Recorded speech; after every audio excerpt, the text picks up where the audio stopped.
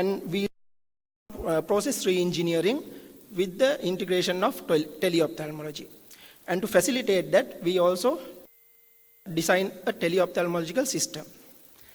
In this figure, we show you the existing care process where the diabetic patients are screened at the diabetic clinic itself for retinopathy with the aid of fundal photograph.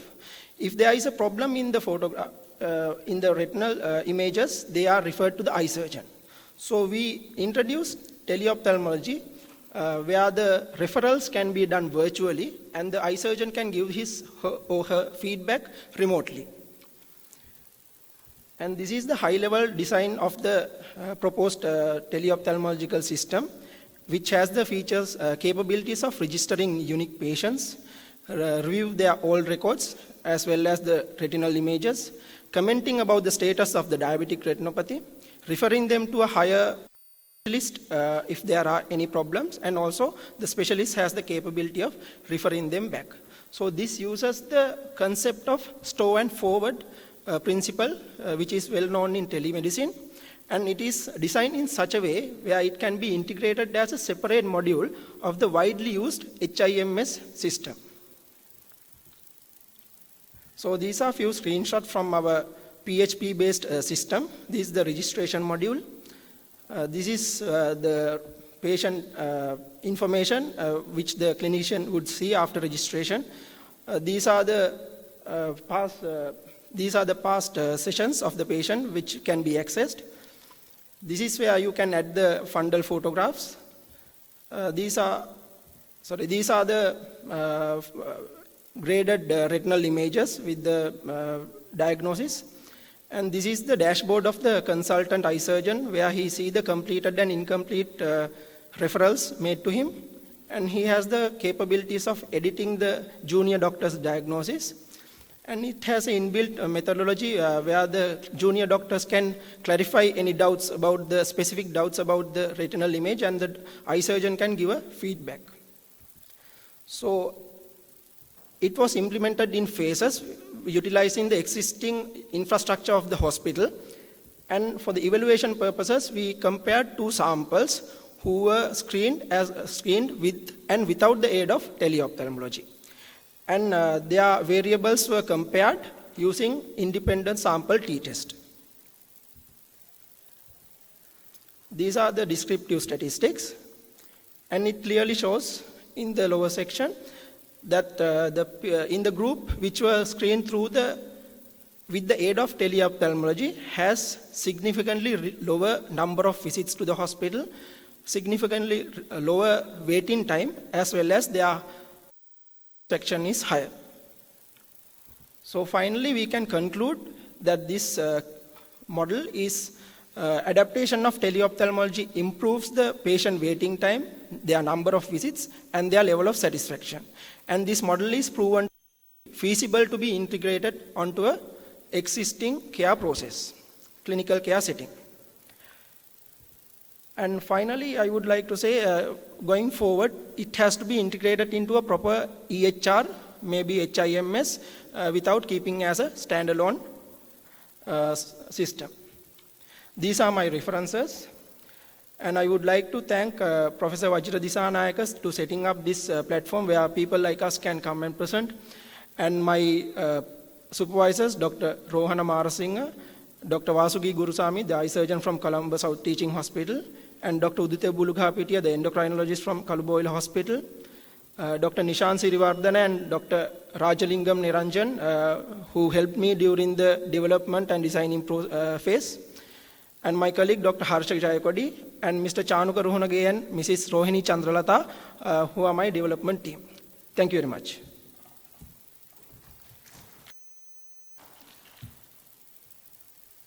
Okay, thank you very much, Dr. Malinda. Our next speaker is Dr. Buddhika Ranasinghe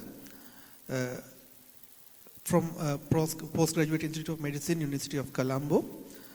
The title is Application of Blockchain Technology to Enhance Data Security of the Medical Records. So I invite Dr. Buddhika to present his research.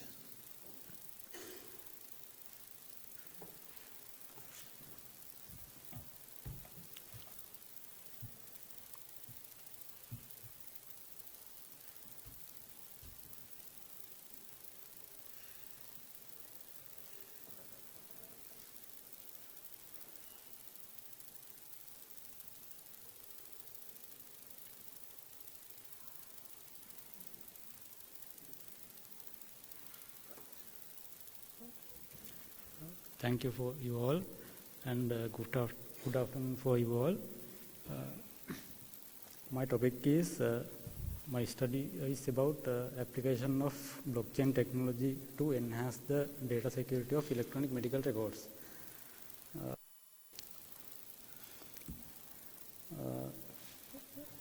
I think most of you know about the blockchain technology. Blockchain technology is a novel technology that was invented in year 2008 by a person called Satoshi Nakamoto, and still we don't know who is that person, whose true identity is still unknown. Mainly blockchain technology is a type of a database, and which this database includes a growing list of records, and those records are connected chronologically by checksum values to each other, and also not only the checksum values, and there is also freely interchangeable value called nonce is there, which is there to the process of mining. The most successful implementation of technology is the Bitcoin public transactional ledger, and if you know about the Bitcoin is the most successful cryptocurrency in the world, with the market capitalization is around 144 billion US dollars by the October in this year, 2019. Electronic medical records are now becoming very popular in the health sector, in our health sector, and most of these electronic medical record systems are based on relational databases such as MySQL, PostgreSQL, and Microsoft databases. And data tampering is a very known issue in these kind of relational databases.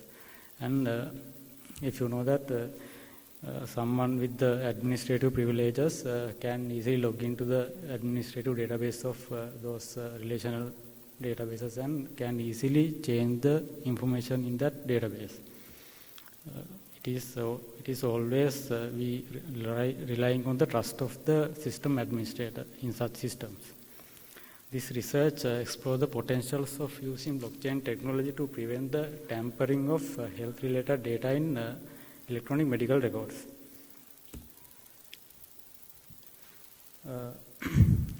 Methods are, initially we did the requirement analysis, which is done using series of interviews with clinicians and electronic medical record system administrators, and which was done to understand the possible potential of this blockchain technology if we incorporate this technology into the electronic medical record systems.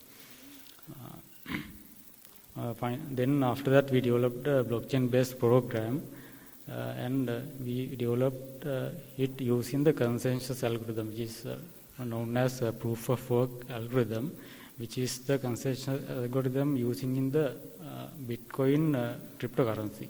And we have used that consensus algorithm in small scale, not at the larger scale such as in the Bitcoin currency. And that also helps to improve the integrity of the electronic medical records. And the important thing is not as in the relational database, this blockchain-based database has no central governance system. So there is no system administrator kind of person. So anyone can access the database, but no one can change or alter the data in such blockchain database. We have applied this blockchain algorithm to the relational clinical database of hospital health information management systems known as HHIMS. And this blockchain program is working separately from the relational database of the health HHIMS, and mainly it has three functions. First one is, first of all, we going to find the newly entered data or altered data in the relational database, and then we store those newly founded data in the blockchain database. And after that, if a need arises, content of this relational database can be cross-checked with the blockchain database for the data authenticity. This is the graph explaining the system process. First, there is the relational database, and then one part of the algorithm is to find the new or altered records. Then it is go through a checksum calculation. For the checksum calculation, we use SHA-256 hash function, and which is known as mining. And this is a bit different from the Bitcoin mining, but it is technology same. Then after that, after the mining process, we store that data in the blockchain database. And finally, if need something suspicious happen, then we can cross-check the relational database content with the blockchain database. This is some after the implementation, we have did some security audits, which is done to assess the tampering prevention offered from this blockchain database. And we compared the blockchain database with the MySQL database, and MySQL is a relational database. This relational database, content of this relational database can be altered by anyone with the administrative access. But since blockchain database has no such administrative privileges, so no such thing, you can see no one can modify the blockchain database content of the blockchain database in the given time.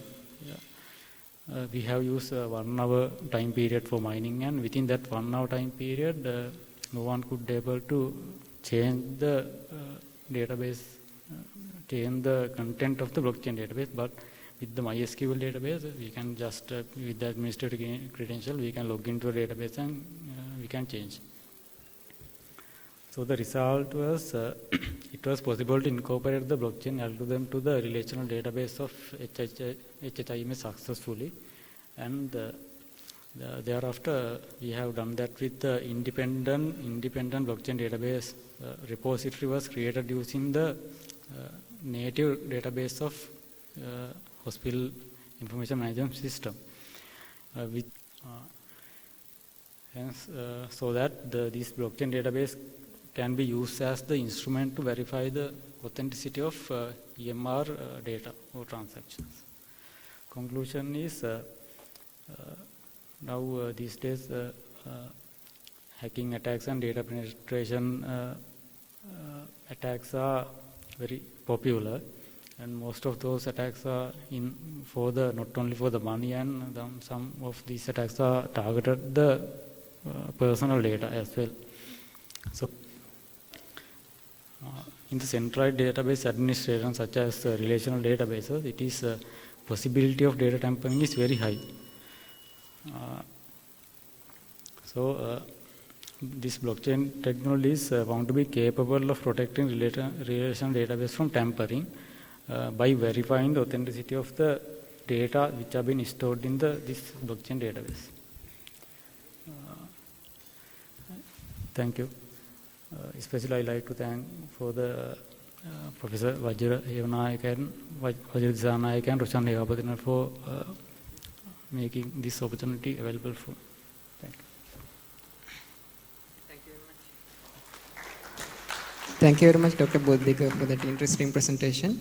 Our next speaker is Dr. Kusal Vijayvira, Senior Registrar in Health Informatics. He is going to present current practices in using standard clinical terminologies to record surgical procedures through electronic health information systems in state sector hospitals in Sri Lanka.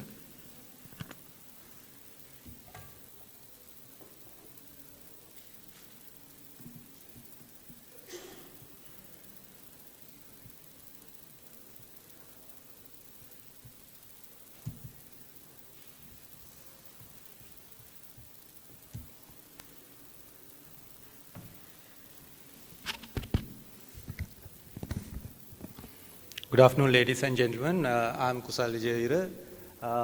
I'm going to present to you about using standard clinical terminologies and electronic health information systems to record surgical procedures.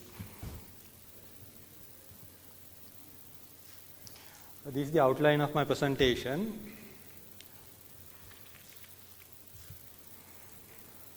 So, Routine health information systems in Sri Lanka lack information about surgical procedures. This was markedly identified at the central level in the Ministry of Health, where policy and administrative decisions were taken regarding allocation of funds and things like that. So, what's the impact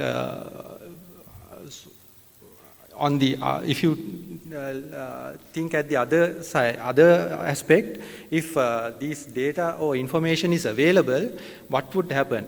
So, when you go through the literature and see the other practices of other countries in the world, it's obvious that having this information would advance the surgical practice, improve clinical outcome of patients, and it will facilitate research as well as aid in administrative and policy decisions.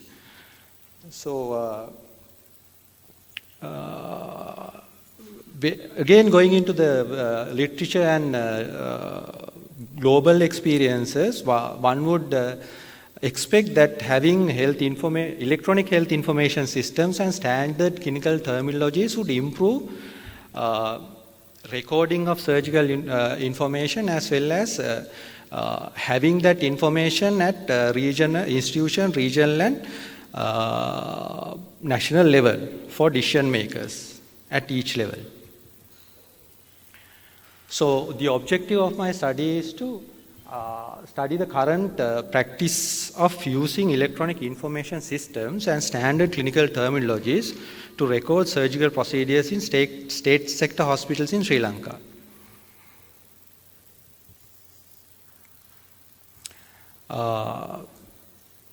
This is the methodology of the study. The epistemology of the study was constructionism, and theoretical perspective was interpretivism. Research approach was inductive, that is inductive kind of research, and the methodology used is hermeneutic phenomenology, and the time frame was cross-sectional. The sampling approach was maximum variation sampling, and 24 consented participants were recruited to the study from 7 tertiary care hospitals in Sri Lanka, state sector hospitals, and these participants were representative of different stakeholder groups like surgeons, doctors, nurses, medical record officers, administrators, health informaticians, and so on and so forth. And then in-depth interviews were conducted and audio recorded. Then these audio records were transcribed, and using 5-stage process proposed by Ritchie and Spence, it was analyzed. These were the main themes identified after analysis, namely purpose of recording surgical procedures, current practice of recording surgical procedures, use of clinical terminologies, and use of electronic health information systems to record surgical procedures. So, when we consider purpose of recording surgical procedures, the primary purpose obviously was providing and monitoring clinical care, and there were secondary purposes like health research, reporting purposes, and administrative purposes. Mind you, these secondary purposes were not achieved because simply because these surgical procedures were not recorded using any standard clinical terminology and using standard information systems. So the current practices of recording surgical procedures were different categories of health staff were recording surgical procedures, from surgeons to medical officers to nurses and medical record officers. They were recording in different at different times using different methods and different terminologies. And it was identified the operative note as the key record of surgical information, and it was the primary source. it is documented in the bed etiquette by the surgeon or the assistant, but the quality of these records were not assured because though they were using, though these clinicians and surgeons were using clinical terminology, it was not standardized. Different people were using different terminologies according to their schools of thoughts and their learnings. On the other hand, nurses were recording details about surgical procedures on the theatre register. And this was done most of the time. These theatre registers were maintained as batch entries, not real time. And as I said for the operative note, all these records, one market feature was there was no uniformity or standards being used, and there was no standard in the process of recording the surgical procedures or the terminologies used to record this data. Widely in the country, those are the HHIMS, that is Hospital Health Information Management System, the HIMS, Hospital Information Management System, EIMMR, that is Electronic Indoor Morbidity and Mortality Return. Among these widely used electronic information systems, only HIMS has a functioning theatre module.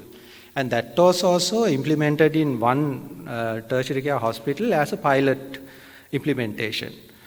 None of the other electronic information systems were recording surgical procedures. And but there was another finding which was very interesting. That was almost all the surgeons that I interviewed were using electronic databases as their own private initiatives, and they were using their own way of recording, their own selected data elements and their selected terminology, but none of them were using any standard clinical terminology to record. So ICD-10 is the main terminology used in the country, and EIMMR and the IMMR was using ICD-10, and ICPC is used to record OPD reasons for encounter, mainly in the HIMS, and nowhere SNOMED CT was used. So in conclusion, there's a wide variation in data elements, clinical terminologies, and the process of recording surgical procedures, and there's no standard health information system to record or capture surgical procedures in the country. And there are electronic databases used by the surgeons as their private initiatives to record surgical procedures based on their own interests. However, these private initiatives and haphazard implementations will not, it is not adequate to reap the benefits of digital health. Thank you, and I would like to acknowledge Professor Vajra Disanayak, our professor he is the pioneer of digital health in the country, and my supervisor, Dr. Rohana Basil Marsingh, and Dr. Roshan Hewapatirna, who helped me a lot, as well as all the research participants. Thank you very much.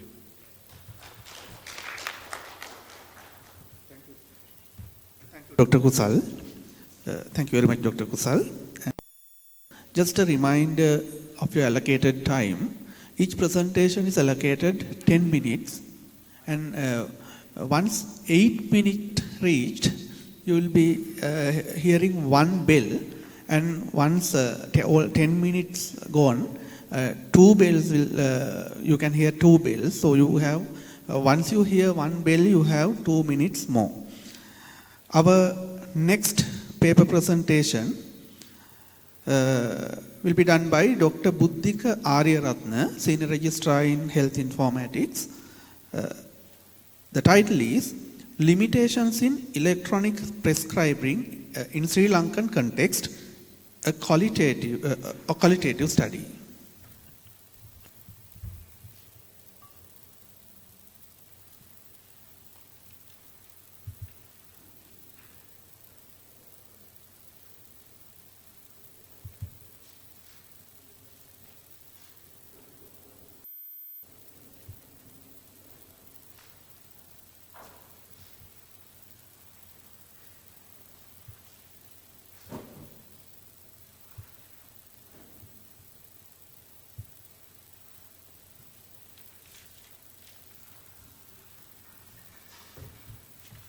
dear chairpersons and the panel of judges and distinguished colleagues, let me have this presentation on limitations in electronic prescribing in Sri Lankan context, a qualitative study.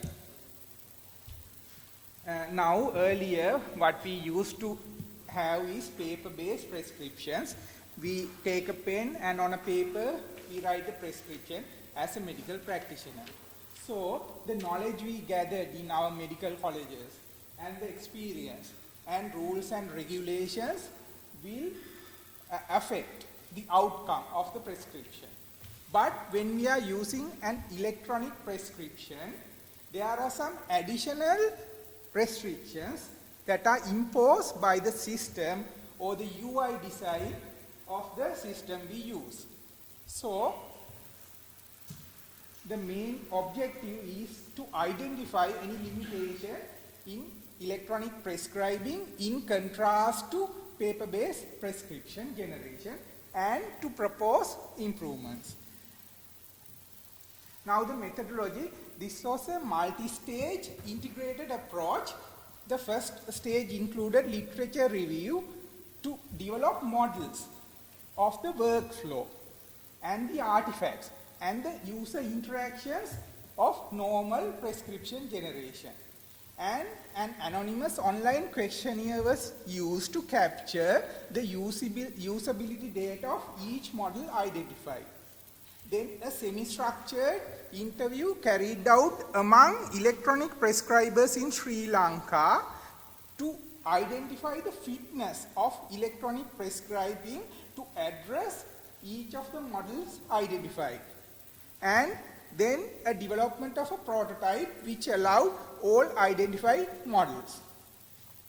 Now, to develop the model, we use the Dictionary of Medicine and Devices suggested by the National Health Services UK. So based on that, 6 models were developed, and to name them, virtual therapeutic moiety-based prescriptions, actual therapeutic moiety-based prescriptions, virtual medicinal product-based prescriptions, actual medicinal product-based prescriptions, virtual medicinal pack-based prescriptions, actual medicinal product pack-based prescriptions. So under results, I will consider only one model for the time constraints, that is known as virtual therapeutic moiety. It's we can say it as a generic name, but it's not limited to generic name. It's virtual therapeutic moiety. So the doctor prescribes, for example, amoxicillin 125 milligram 8 hourly for 5 days. Here, the amoxicillin is the virtual therapeutic moiety. 125 milligram is the dose, 8 hours is the frequency, 5 days is the duration. There is no explicit information on the dosage form. So the pharmacist can issue. So without violating any instructions given by the doctor, he can prescribe, for example, amoxicillin SPC suspension available in the pharmacy, 125 milligram for 5 milliliters. He can issue 5 milliliters 8 hourly, and that matches the doctor's prescription, and he can issue 1 bottle.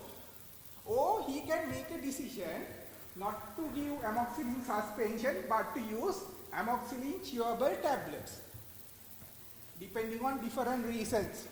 Maybe the expiry date, maybe the number of stocks available. So depending on various factors, he can issue amoxicillin chewable tablet, 1 tablet 8 hourly for now 15 tablets. Sometimes he can take the decision not to issue any of the above, but amoxicillin 250 milligram capsule, half capsule 8 hourly for, so he can issue 5 capsules. Now this method is used by more than about 70 general practitioners often. They have given this as often. So, but when it comes to electronic prescribing, Now what is available to select is a product that is available in the pharmacy or that has been available. So in that electronic health record system, they do not allow freely selection of a virtual therapeutic moiety. Instead, they give product. So the doctor selects a product and prescribe it, and when the pharmacist get the chance to issue that, the pharmacist has no choice but to issue only the actual medicinal product that is prescribed by the doctor. So that has to be identified as a limitation, and semi-structured interview in the government sector, the electronic health record used in the government sector, they are not fit enough to cater to BTM or ATM based prescriptions. Now what I recommend is to adhere to DMD, Dictionary of Medicinal Devices, data model that is suggested by the National Health Services UK when developing that software, so that the electronic prescribing will able to cater to all the identified, definite, sometimes maybe rare cases. And we must make available all the other forms when doctor is making the prescription. Only at the moment actual medicinal products are available for doctor to select. But instead we have to make available all the other forms of medicines like virtual therapeutic moieties, actual therapeutic moieties. All these should be available for doctor to make the prescription. And depending on the selection, type of the selected medicine, like if it is a virtual therapeutic moiety, dose, duration, quantity, and quantity to dispense, and the duration may vary. For example, if we are issuing a product, we can say how much to issue, not the duration. But for a dose-based prescription, we must be able to give a duration. So, depending on the first choice, the other things should be automatically adjusted for the type.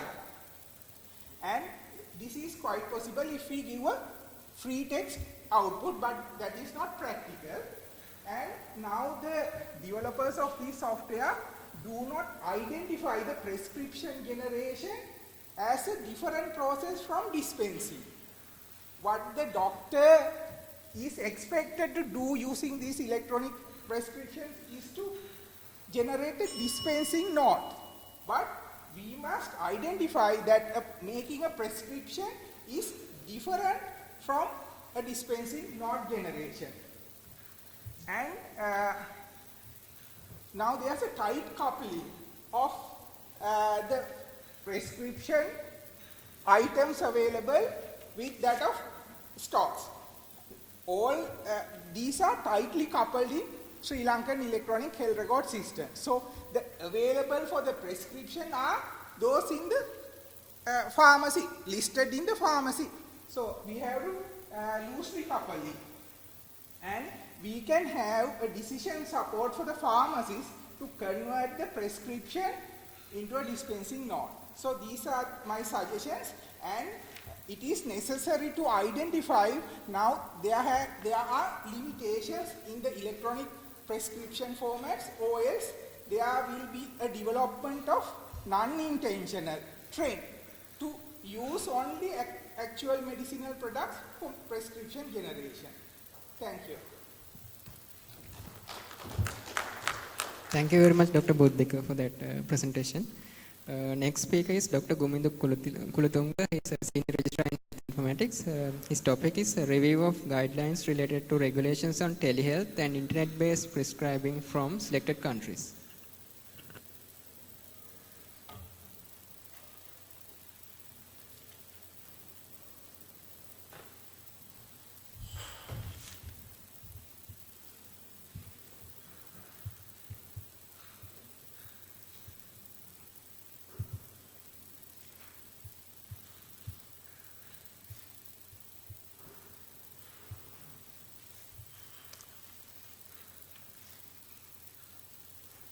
Thank you very much.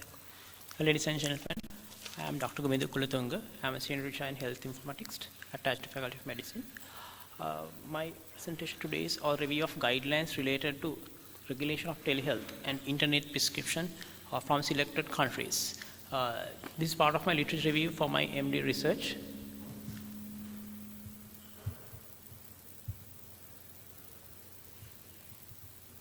So the presentations line up as this: the introduction, which shows the telehealth and telemedicine and imageries, and the methodology, and the results, which include the regular requirements and procedure requirements, as well as the conclusion. So, in introduction, what is telehealth? We all know that telehealth is a service that is delivery of healthcare as a distance using telecommunication technologies. So, the both public health, that is preventive, as well as the clinical part is included here. But when it comes to telemedicine, only the curative or the clinical part is included. So, internet prescription is a part of telemedicine, where you use a soft copy version of the prescription to prescribe to a patient who after teleconsultation. Here the electronic prescription is sometimes confused because can be used in the EHS system within the hospital, but this is a teleprescription where the doctor and the patient is not meeting face to face but distant away, and the prescription is sent as a soft copy to the patient.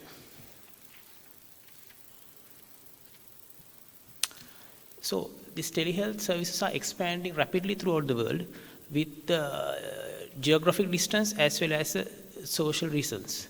And if you take USA, the number of telehealth customers has increased from 300,000 to 7 million within 5 years' time. And these rapid expansion had sometimes caused some problems, risks. And this prescribing or the internet prescription is a main part of telehealth or telemedicine practices. So when you explain on the risks, the risks had emerged the need for the regulatory frameworks.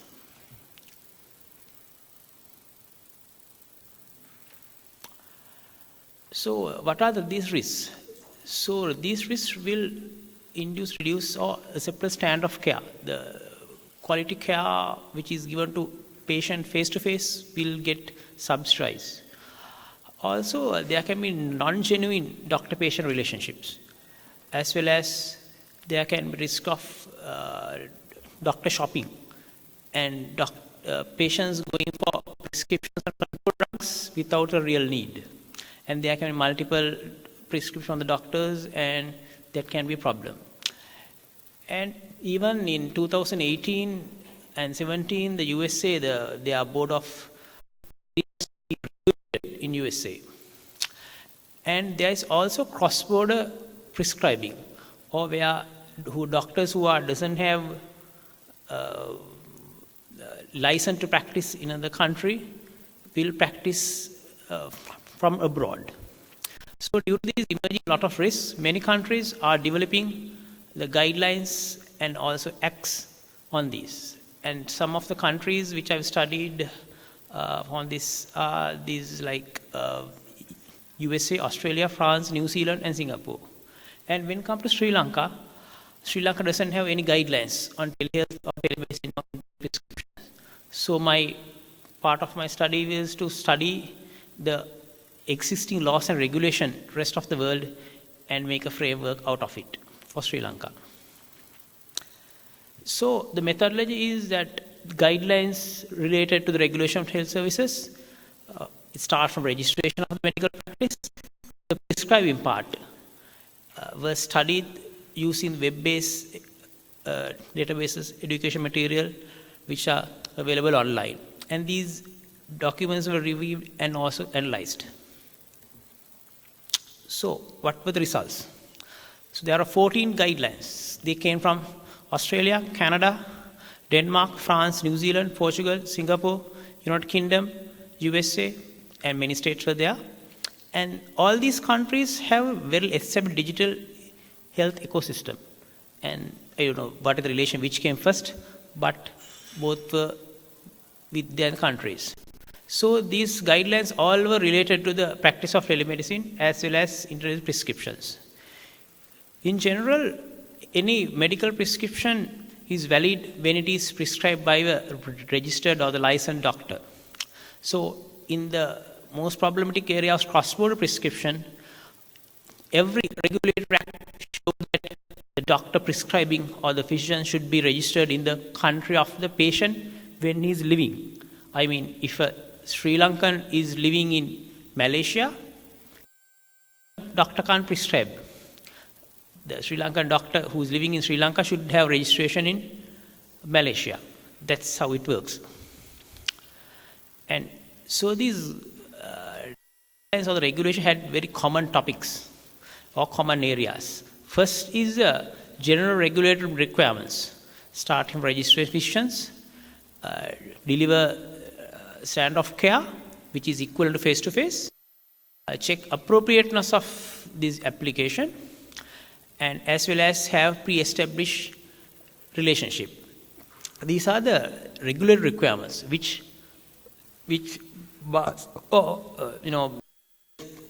whether that decide whether continuation of the teleconsultation can go on or not. After those regulatory requirements are accomplished, you come to the procedure.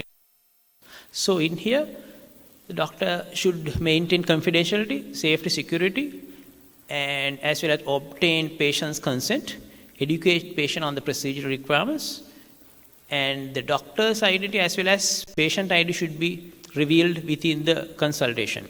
And this record should be maintained properly, and there should be a pre-training for the doctors as well as standards of care in these technical equipments are very necessary. Especially if you take example like teledermatology, if you don't have a proper camera or visualization device, the doctor or the dermatologist won't be able to diagnose properly. So this is a nice table of the general requirements of the analyzed countries. The columns show, first to four columns show the delivery of same standard of care, this informal sufficient information, appropriateness, and the pre-established relationship. So the ticks are where the regulations mandated the country regulators should be accomplished to practice telemedicine or prescribe. So we say that highlighted the New Zealand and Singapore maintains high standards of this relationship, and other countries, even the United Kingdom doesn't much strictly regulate. As you see that fifth column only, they encourage a pre-established relationship, and others are not mandatory, but information should be available. That is the main thing. And next part of is the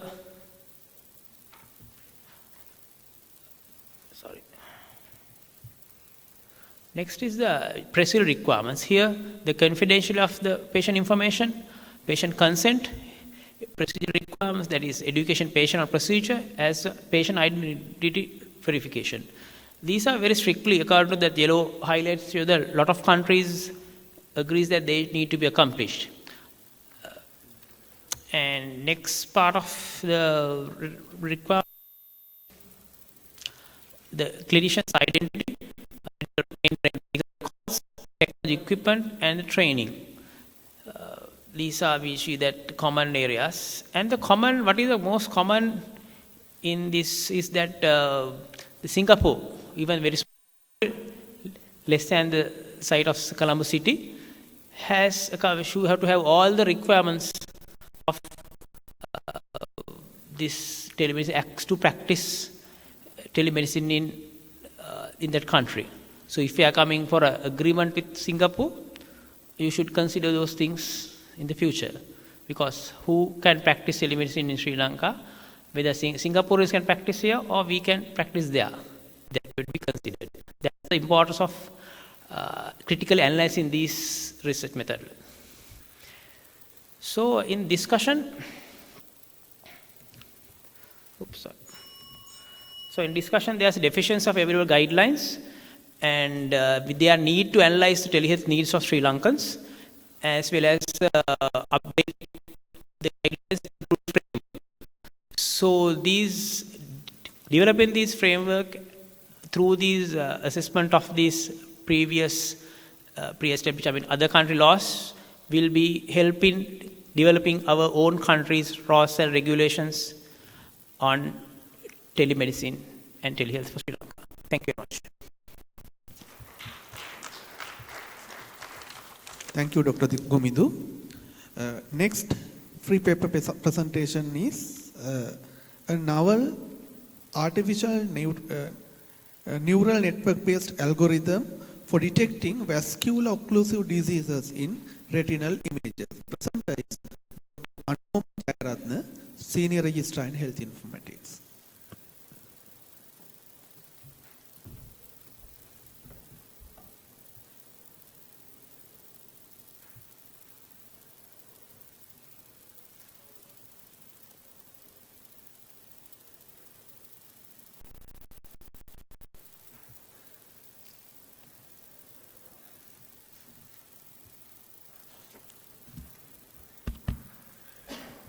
Right.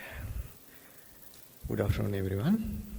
I am Dr. Anupam Jayaratne, a Senior Registrar in Health Informatics.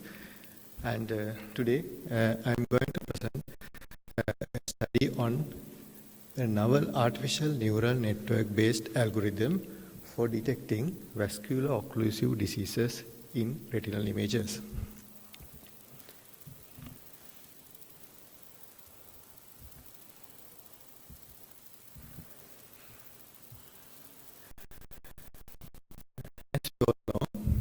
Central retinal artery occlusion is an ophthalmological emergency and it is considered analogous to a cerebral stroke.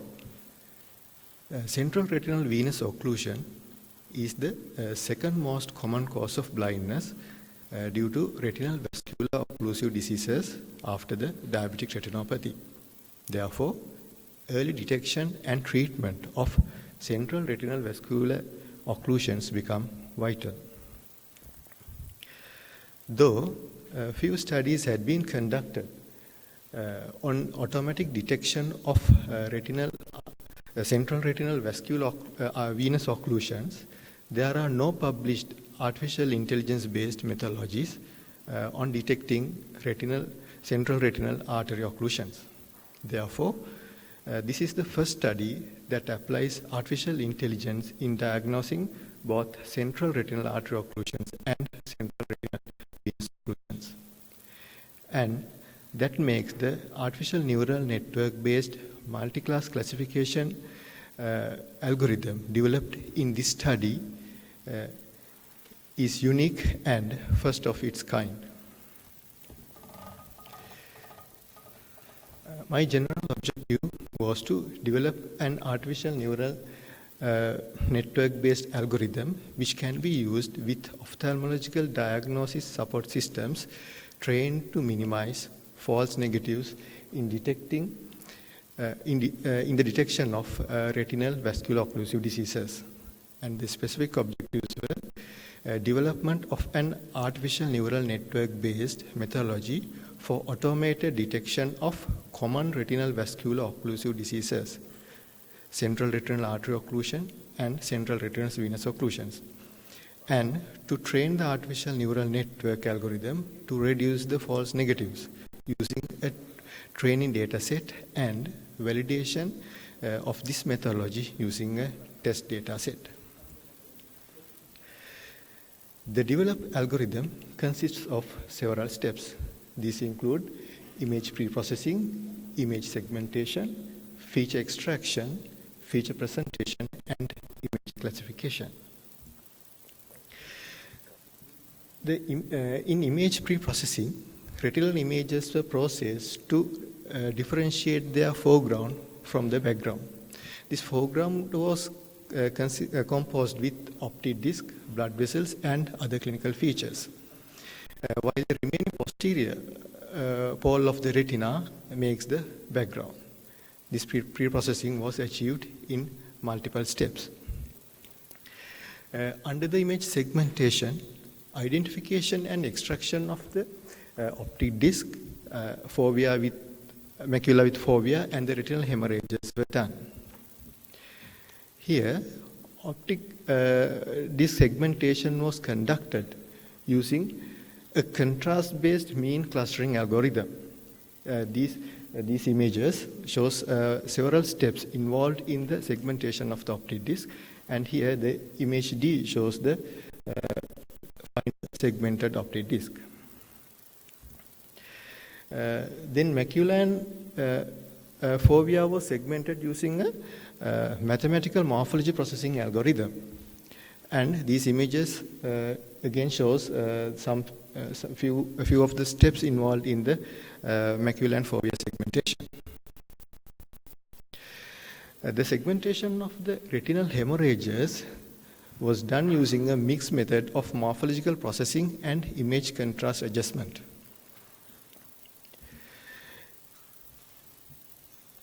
In feature extraction and presentation, 27 physical properties were extracted from the segmented retinal images. From these 27 physical properties, 26 are pixel properties, and the remaining one is a contour property. Then, using these 27 physical properties, a 27 into 90 transposed feature matrix was prepared. The image classifier I used is a feed-forward multi-class classification neural network with backpropagation learning algorithm. This artificial neural network has 4 layers of neurons.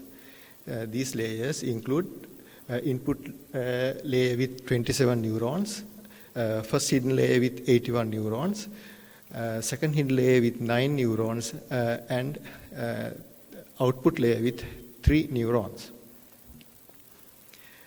For neural network training, I used 90 retinal images. All these retinal images were obtained from 8 publicly available retinal image databases. During the neural network training, the error of the algorithm could be minimized up to 2.2%. And it was confirmed with algorithm testing and validation. According to this confusion matrix shown here, the network accuracy was 97.8%, while the sensitivity was 98.3% and the specificity was 100%. And this is the workflow diagram of the developed entire algorithm. And this illustrates the modular structure of the algorithm.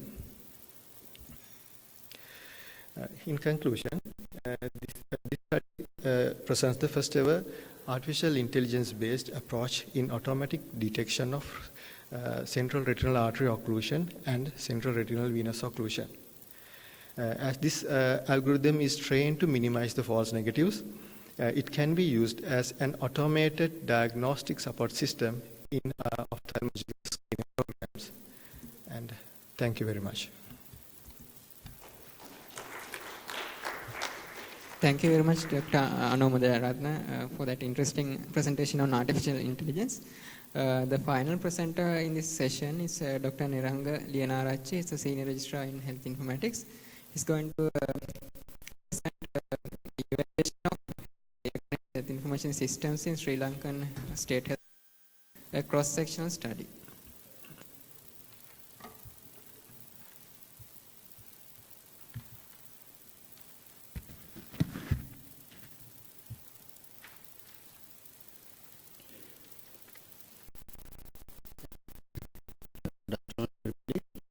This is actually a study done in collaboration with medical informatics and medical administration, and as well as community physicians on a very timely topic: evaluation of electronic health information systems in Sri Lanka, Sri Lankan state health sector. So as you know, there's an increased demand and global movement on digital health. and Sri Lanka is of no difference. But for last over decade or so, we have been seeing many implementation of HIS, EHIS with varying degree of maturity and varying degree of success and varying degree of scale up. On the other hand, WHO, as of last year's, this year's and assembly, they have urged the member states to assess their digital health interventions, whether they are good enough to be scaled up or not, and then also to see Digital Health Atlas, which is the global digital health marketplace that WHO has proposed and currently implemented to use for national digital health strategy lineup. So given that background, we thought it's necessary to evaluate electronic health information systems in the country. The objectives of this study was to see or to assess the scaling up potential of current EHIS, and also to see and to understand the potential barriers for scale up, and also as a sidelined objective to enlist the available systems in the Digital Health Atlas. And mind you, the objective was not to see what are the barriers and success factors in each system and to give recommendations on one by one. No, it was not the objective. So as methods, we used, we listed the available digital health systems, so list taken by the Ministry of Health as well as other partners, and then included all of them in the evaluation. Then the tool that we used, we had to focus on what was our evaluation focus, which was actually scaling up. So to see when we analysis, initial review, we understood there are many evaluation models and theories. One is, of course, measure evaluation, routine health information evaluation toolkit, which looks at gaps and weaknesses in individual systems. Then Dillon-MacLeod theory-based evaluation tools are basically looking at focusing on success factors in the view of implementers or the in the view of users.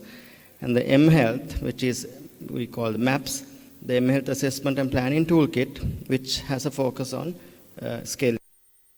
Originally designed for mobile interventions, but we assessed and we thought this is objectively the best tool that we can use for this evaluation. So it has 6 common axes: groundwork, partnership, financial health, technology and architecture, and operations, and monitoring and evaluation, under which comes 16 subdomains. So I'm not going into details of all these subdomains. We did, and then we actually mapped the MAPS toolkit after selection with the National e-health strategic plan, which is actually the closest to digital health strategy at the moment by the time we did the evaluation. And also we tried to map it with the digital health principles for better interpretation. Then we used the English version with the EHIS managers, and administered as a administered questionnaire on predominant basis, but three medical informatics trainees were trained on to give support and to verify data, secondary verification if we had any issues with the data that was provided. Then on results, we listed the systems. So there were 27, and then out of 27, 20 were evaluated. But to be very precise, there were 22 data points. There were only 20 systems available. That is because some information systems had forked out independent instances of parent systems. The response rate was around 90%.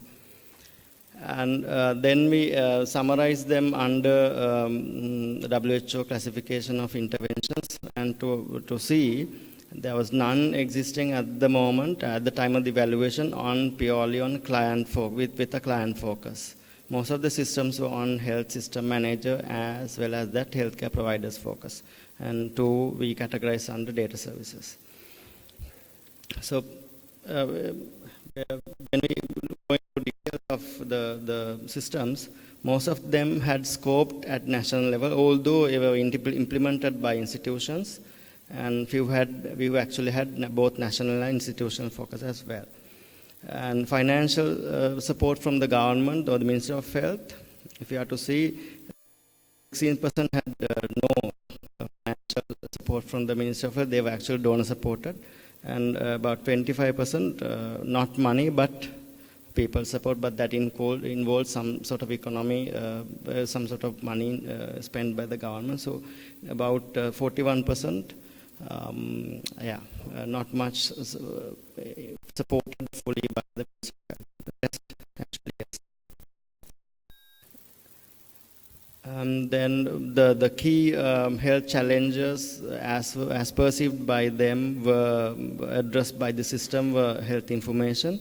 Other than that, quality, efficiency, and utilization were addressed. So hereafter, I will not go into, because this MAPS toolkit has 16 domains under 6 axes. I don't go into each and every, but I've selected few for the explanation and for relevancy sake. In under axis 1 which is groundwork. They have a domain on parameters of scale, and one of the items is actually planned endgame. That is how this information system has evolved, planned, keeping in mind an endgame. That is whether to be government adopted or whether to be commercialized or a hybrid model. If you can see clearly, most of these very obvious, they were state systems, so they were mainly for government focus, government adoption. And if you have to see, 13% had not thought about the end game. And we clearly verified they did understood the question. Specifically, they have not thought about the end game, which is a little disturbing. And, but none of them commercially oriented or commercial end game. Technology and architecture, this is one area that we need to highlight, interoperability. Nearly 50% of the system did not have proper interoperability standards in place. And other key findings are nearly 46% identified total risk of ownership, and about 41% documented that they have exposed diverse funding streams. But very few systems had a protocol in place to regularly revisit the budgets. And we developed the dashboard. Even in the dashboard, what you can see is major issues are interoperability, people management, contingency planning, evaluation, research, and process monitoring and governance. Given that, and also we have enlisted all these systems in the Digital Health Atlas after the evaluation. And the conclusion-wise, few policy level recommendations. National level digital health strategy and blueprint is a necessity, because there are issues on interoperability and other management. And the enterprise level interoperability is essential, layer is essential. That is one area why this even this conference had this national EHR theme. So then enlisted system DHA, Digital Atlas, can be studies for the other countries. Thank you so much.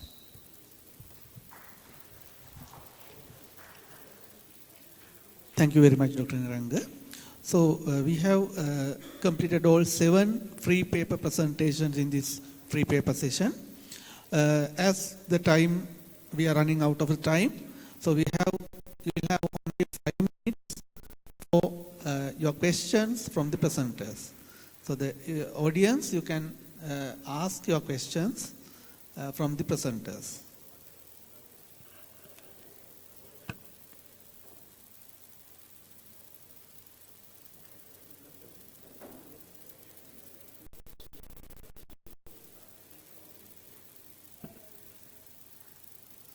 Okay, it's 5 minutes past 3, so we have to start next plenary session at the time is at 3 p.m. So that in the absence of questions, we like to conclude this free-paper sessions. We thank all presenters who present their free papers in this session, and for the members of the judge panel, and also to Dr. Anuradha for timekeeping, and for everybody for participating and hearing this session.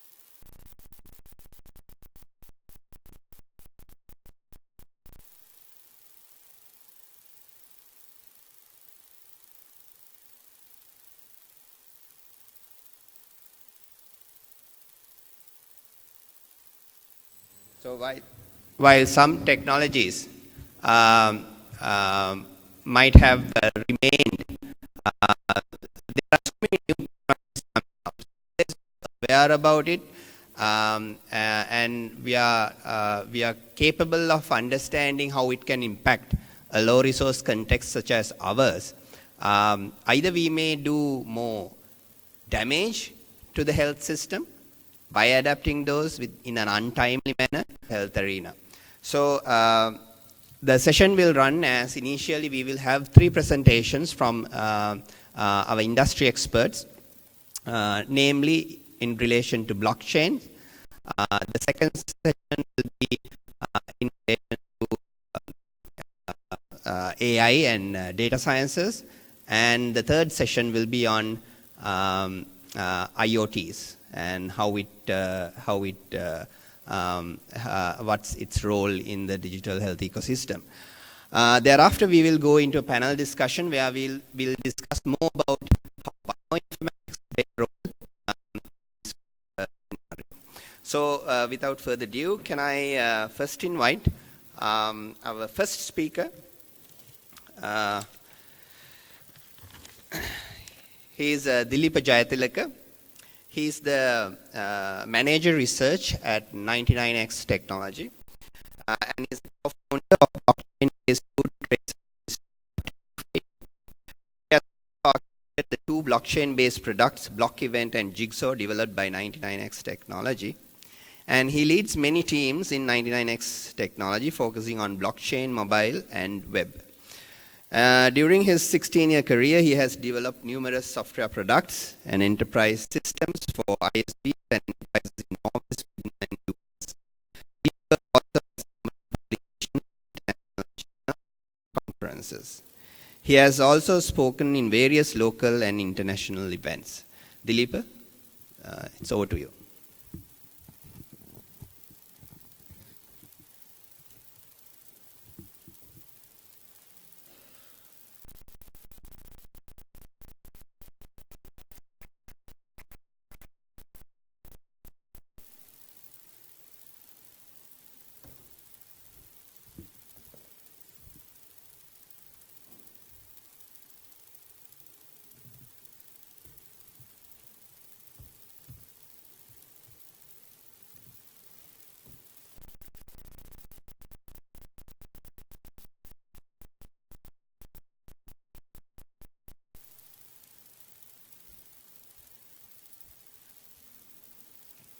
Hi, I'm Dileepa. I'm from IT company, as you have heard. My presentation is a bit different from the ones that were done by the doctors.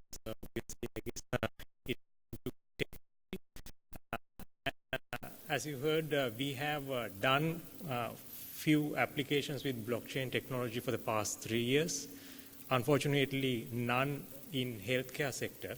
So what I will do is I'll try to share my practical experience with blockchain development while highlighting some of the key ideas there, so that as practitioners in the domain, you can think how those concepts can be applied to healthcare.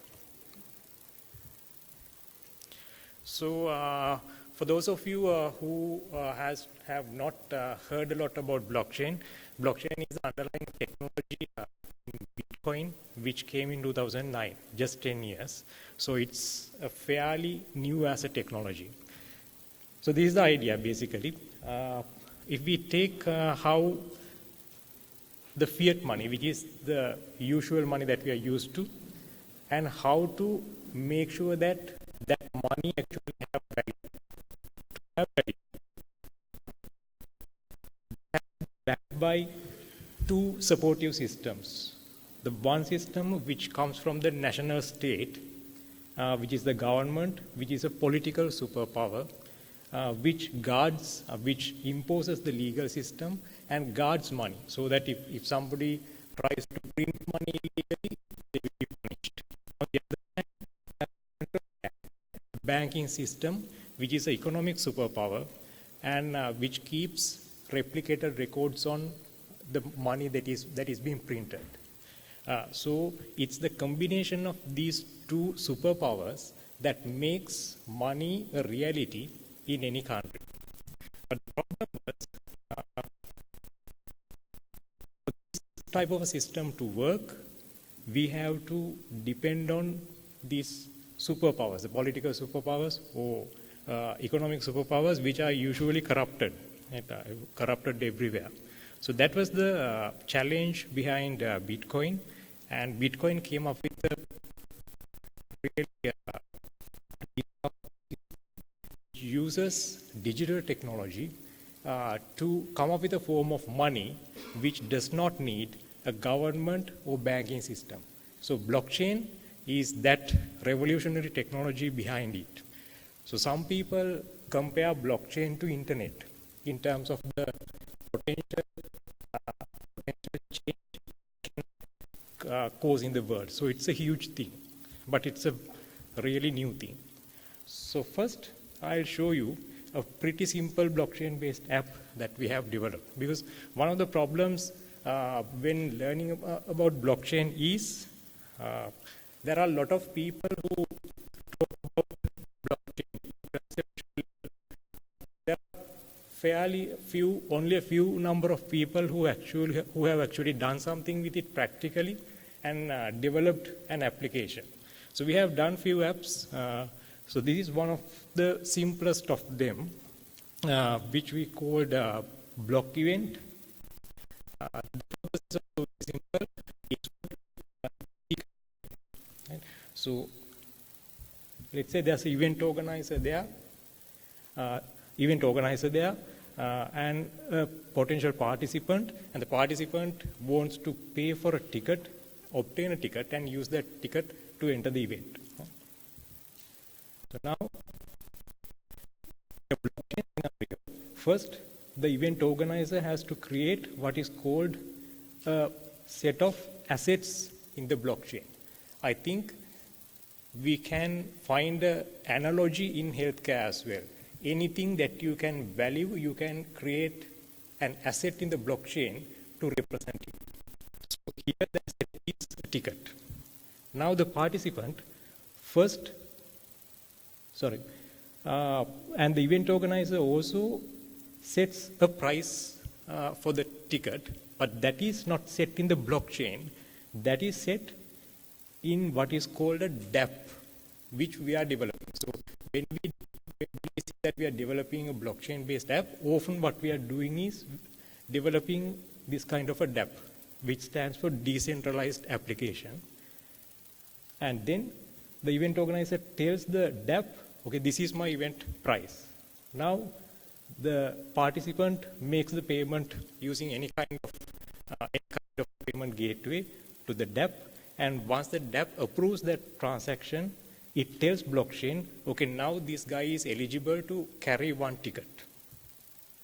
And then now you can see that blockchain sends one of those assets to that guy's mobile app, which he carries. Now, when he walks into the actual physical event, the event organizer is sitting there at the door.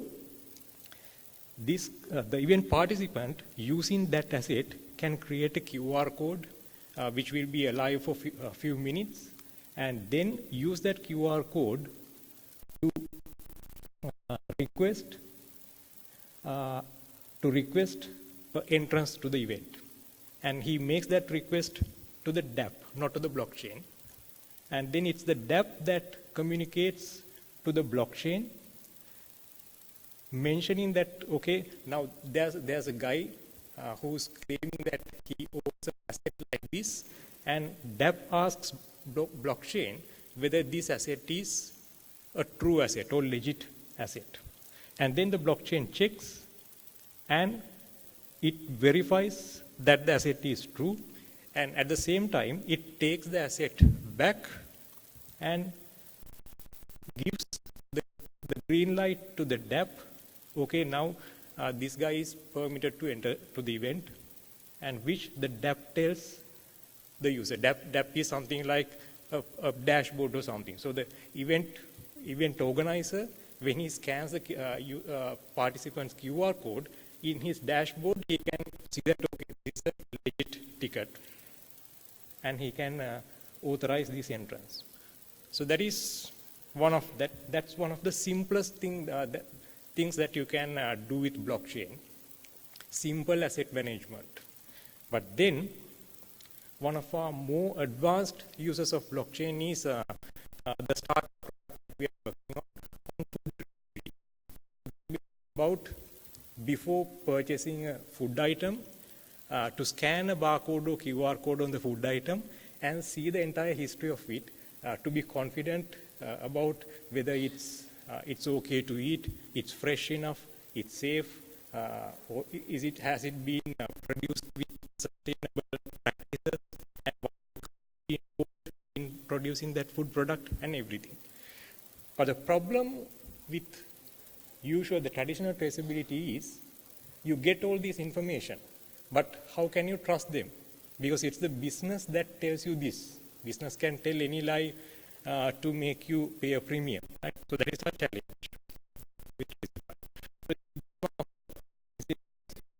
In the developed world, in UK, which happened in 2015, a huge food scandal which revealed that about 70 to 80% of what people have been eating as beef burgers actually contained not beef. It's a huge thing because horse meat has certain health implications. The problem is this happened in UK where the businesses, the food manufacturers are required, they are legally bound to carry complete traceability on food. So this happens in the absence of perfect traceability. So that is the problem. So where is the problem? Now if you look at the food supply chains, let's say what is in the left is one company involved in the supply chain, and the next company is its buyer. Let's say what is in the left is the beef supplier, and what is the right is the burger producer. Right? So traceability goes from left to right, which is called one step up, one step down traceability. The problem is, even though the buyer gets traceability from the supplier, he can't trust it because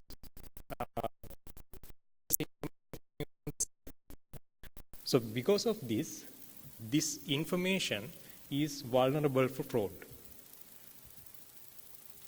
So if we take the traceability challenge, it's not just about sending information from one place to another, which is usually the practice that we have been used to with digital applications. You have your data in your database, and you pull that data, process it, apply some logic on it, and then show it in a dashboard or mobile app or some kind of a front end. But in lot of applications in the real world, that itself is not enough because there are huge concerns about credibility of that information. So if we take the food traceability challenge, the traceability cannot be achieved by efforts of a single organization. It's a collective effort by all participants. And because of that, modern traceability is an organizational problem. So this is a keyword, I think, when it comes to blockchain. So if you see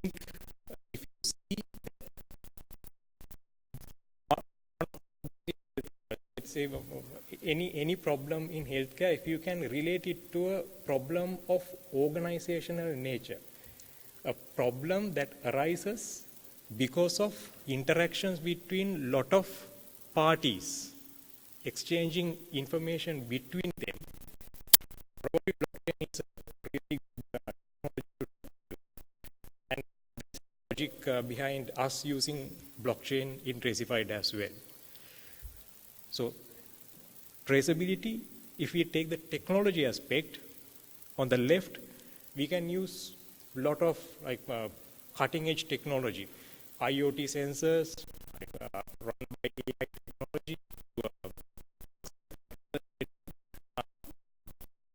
chains, and provide and make those data transparent using nice looking mobile apps or web front ends or so on. So that is the technology aspect.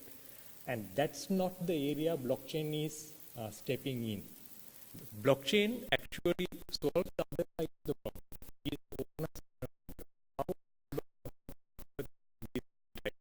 And that's where things like the data assurance, trust linking, when conflicts occur, how to resolve them, and how to get feedback from the customer so that you can continuously improve and so on.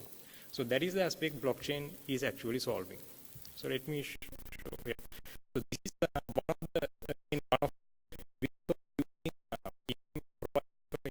the using blockchain.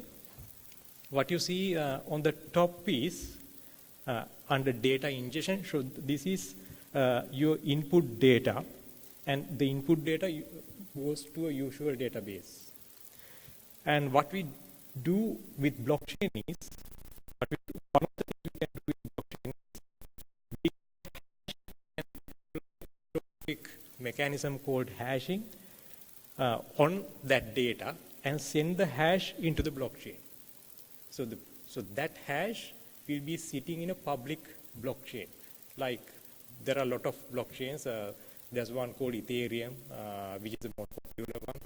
There's a blockchain called Stellar, which is the one we use. So at this time, you are using this data. Right? By the time you are querying this data, you query the data from the database, like you do in the usual way. But in parallel to that, you also query the associated hash from the blockchain. Looking at the data and that the data has not been tampered with after it has been added to the blockchain. So that is one way of providing the credibility on data, which is called proof of existence. But in Tracified, we are using a lot of other proofs on blockchain.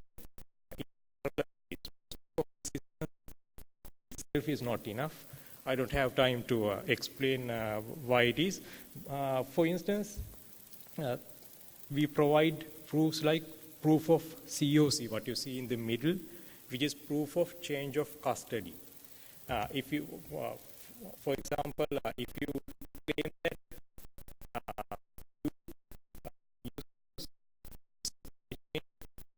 let's say you get your Australia, in this part of Australia, then you can prove that using blockchain. So that is called proof of change of custody.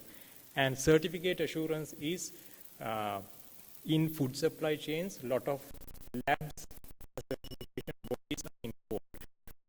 So you actually prove you carried out those lab tests using blockchain. Okay, so this is again a technical example which I will skip for the moment. I think I hope I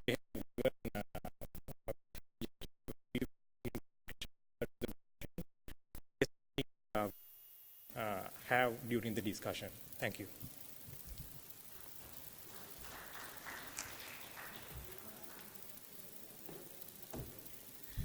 I'm sure you all have a lot of questions for Dilipa, but we'll first finish off the 3 sessions and then move into a discussion.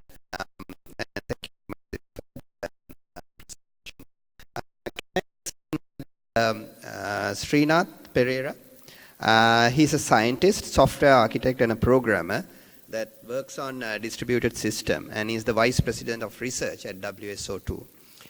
He's a member of the Apache Software Foundation.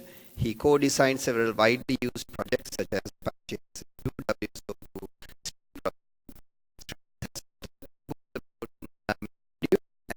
and author of technical and peer-reviewed articles. He received his PhD from Indiana University, USA in 2009.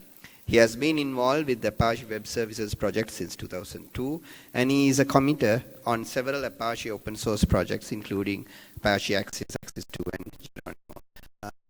Can I take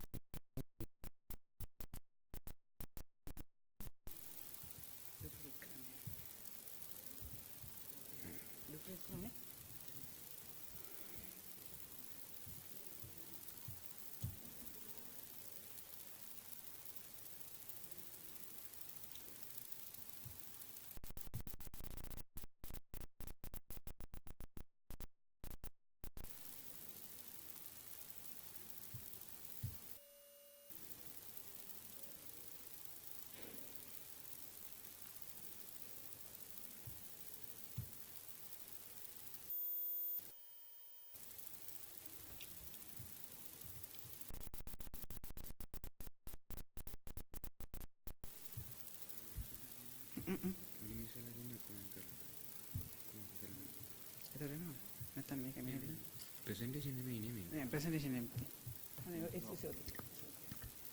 It's come.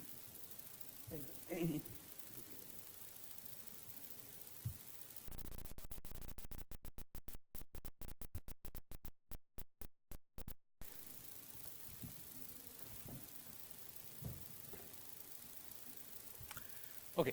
Good afternoon, everybody. Just few words about myself, just to give you a context. So I play multiple roles in industry and in order to build in systems. Also,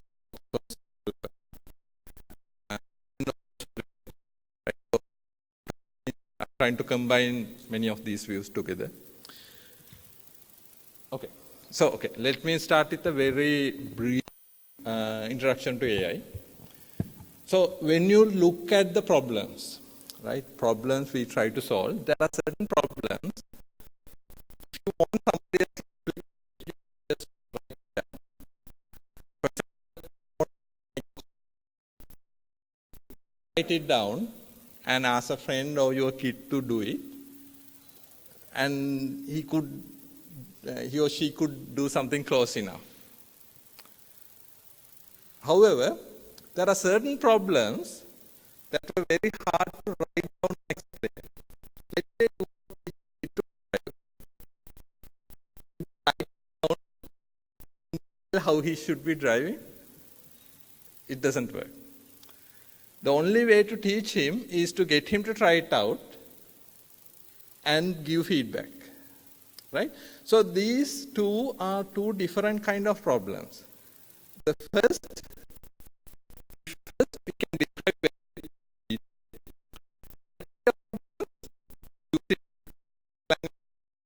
down and we can repeat it as we need. However, this second class is different. There are certain kind of intelligence involved. They are learned. Even humans, we learn them. Right? So the AI is solving this second kind of problem.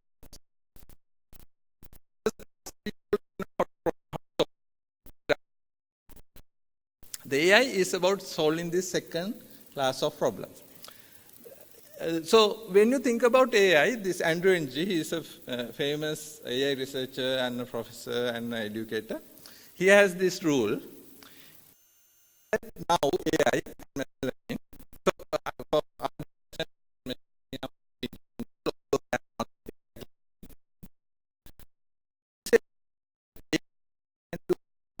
a human can do in 10 seconds. Looking at something and deciding, is it a cat, is it a human, and from that to some forms of value judgment. Okay, great. Okay, it's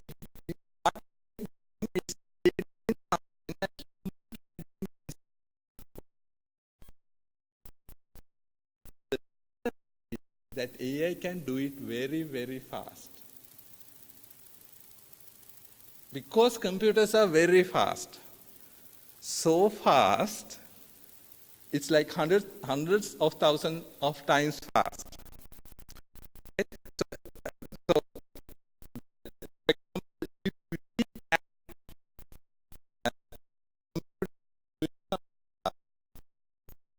understand if you scale it down, let's say the computer for one step, take a second to do something like what we do, like saying something, take this 10 quick decision, would take like 100 years. Right? The computer is so fast. The beauty is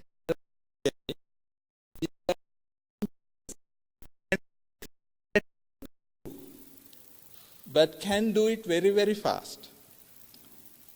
Also, getting the first system to work may be expensive. AI it's complicated systems. However, when you get it working, replicating is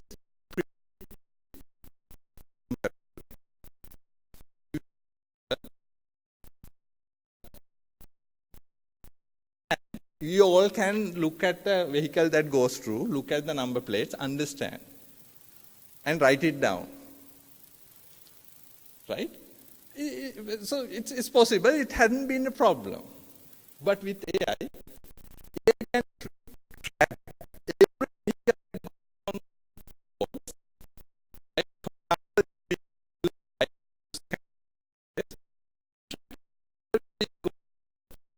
A database of where every of you went.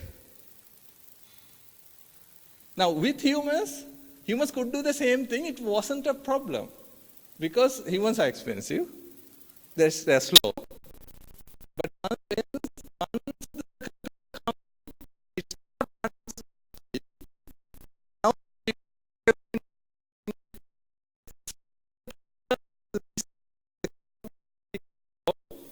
kind of limitations we had goes away. So another variation of this is, basically it's the same thing, it's using the same idea. You could use AI to predict things.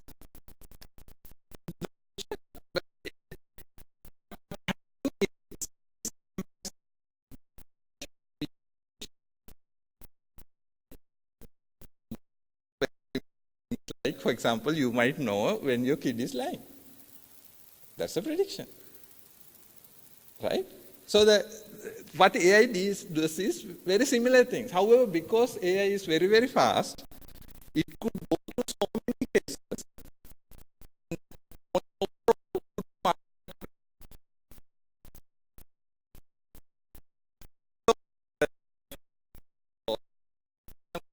I'm going to go through some use cases.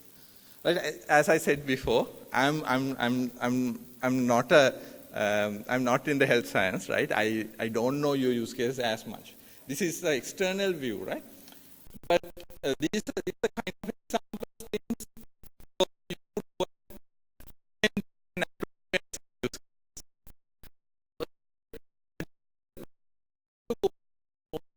that end ranges rule. Is there a task that a human do in few seconds? Most likely you could repeat it. Okay, so I'll go through few use cases, and then I'll come back and go through some of the challenges.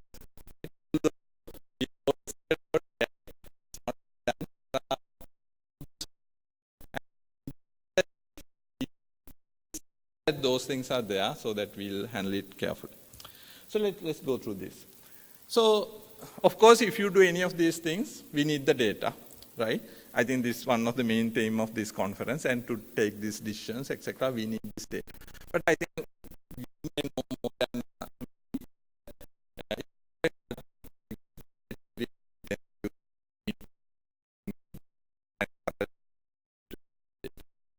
So actually I can come in to help. For example, without asking people to enter data, right? Potentially we could go to systems that they just take a picture. We index them, and using AI, etc., you later extract the data.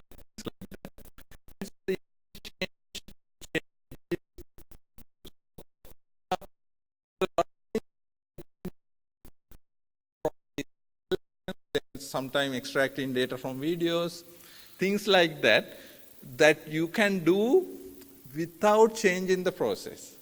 Actually, you may already know that sometimes it's cheaper to put these tools, like even the video cameras, etc., than trying to change the process and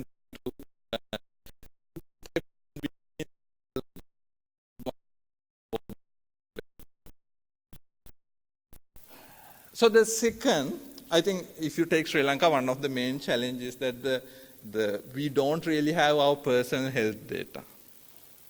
Right? So this is a potential use case. I'll just tell the use case. Right? So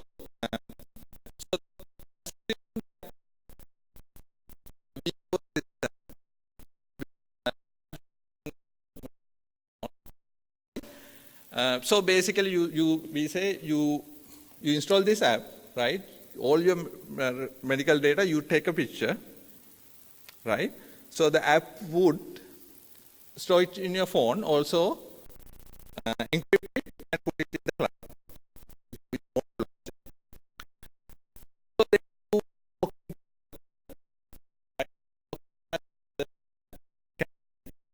right? So and you could so basically you could verify the doctor through that.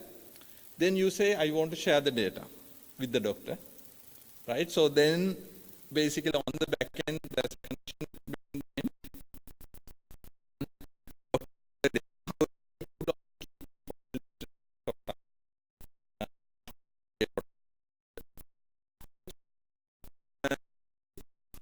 this use case, for do it full securely, would need the blockchain, as the earlier talk, but it could be done, right? For I think for a country like Sri Lanka, where we don't have these systems that connect everything, and these kind of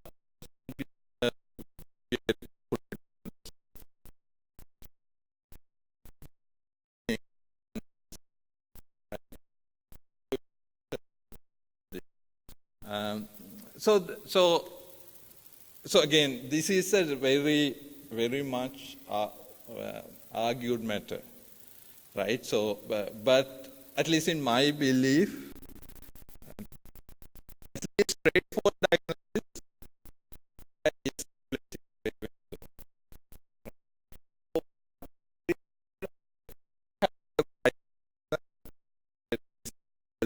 Health. What they would do is they would collect lot of data, right, and learn from them, right, and then basically, for example, already there are certain competitions where the AI could come and beat them.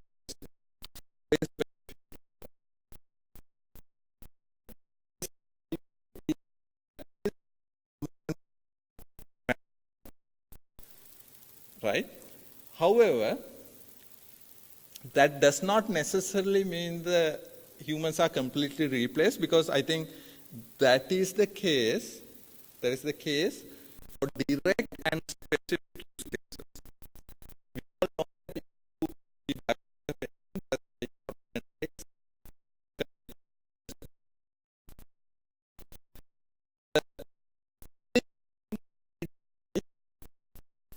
is with the AI.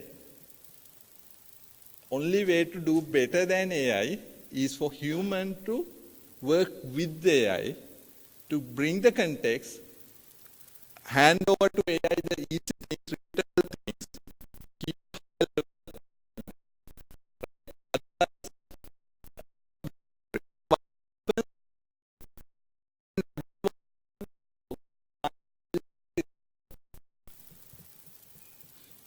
if it make a one mistake, it will never make it again, because it will learn from that. Right?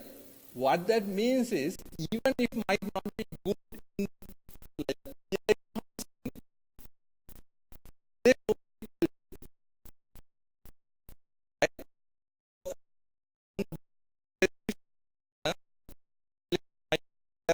there's only one conclusion. However, right? If we learn, because the one thing humans are very good at is to context, bigger picture, read between the lines, all these things, right? So if we can work with AI and get AI to narrow down the things we can focus on, we can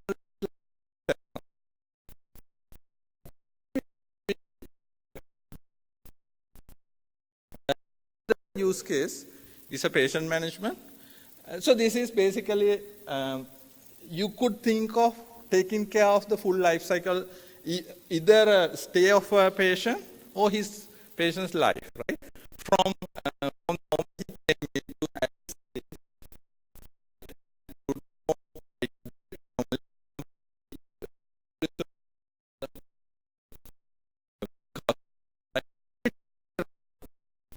run through set of screening, and it triggers if there are any anomalies, right? And then the doctor looked at it, you see all the triggers with it, real time, right?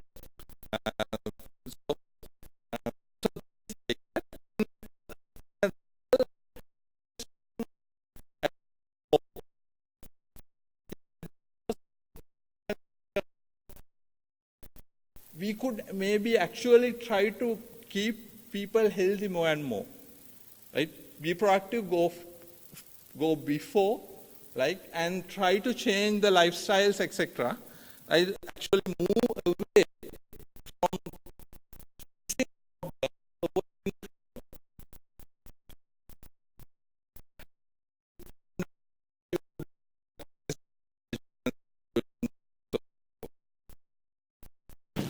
right. The final use case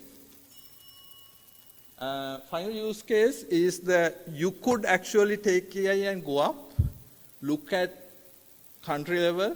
Like, for example, you could use analysis to find where the dengue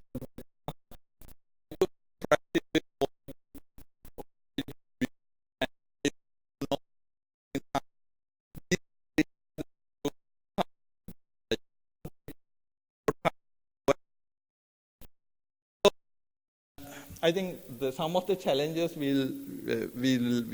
I think we can catch up in the discussion more, but very high level, right? So the challenges are like the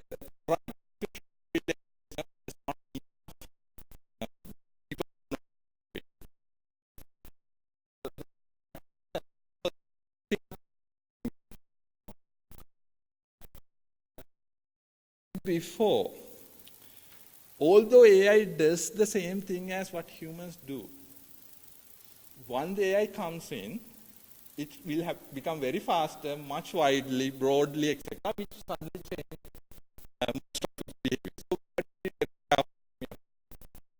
Invite our next speaker, Harsha Vijayawardena.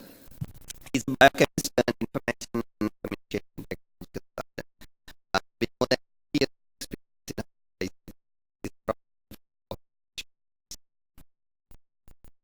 government ICT project and has designed and implemented government networks such as with the Ministry of Foreign Affairs Information Department of Sri Lanka, as well as Policy Research Information Unit of the Presidential Secretariat. He was also responsible for setting up of software development unit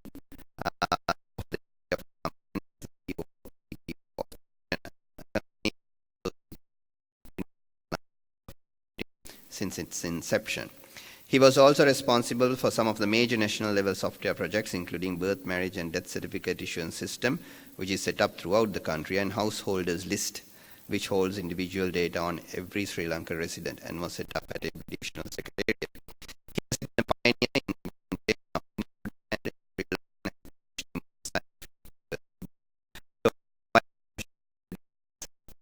in Internet of Things in relation to healthcare.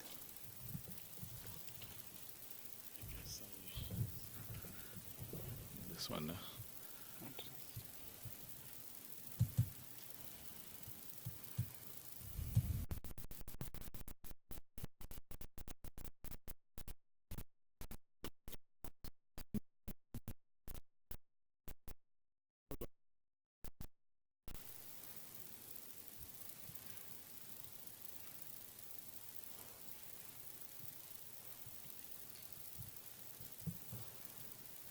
Right.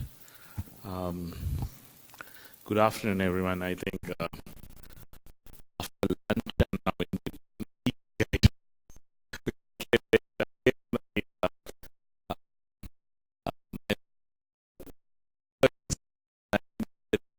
so I couldn't find the place. So you see that how much that we are now glued. I mean, I don't know. We are dependent upon this technology, right? And if the mobile doesn't work, we are nowhere.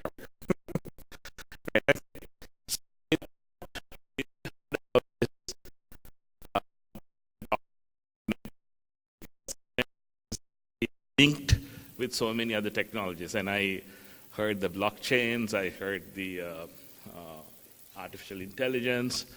So all of these and big data, these are all connected to what I'm going to talk about right now, because the next wave is already happening.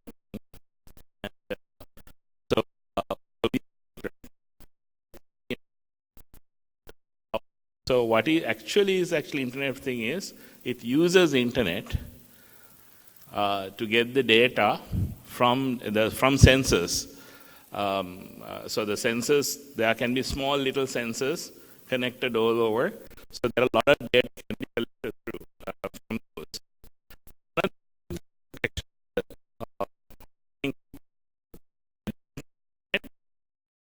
The personal area network, what we call PAN, and which is like the Bluetooth, the connectivity, all that actually made sure that there are a lot of data that we can actually get it from those little sensors. Now, Wi-Fi, all of that is part of this. Now, what I'm saying is,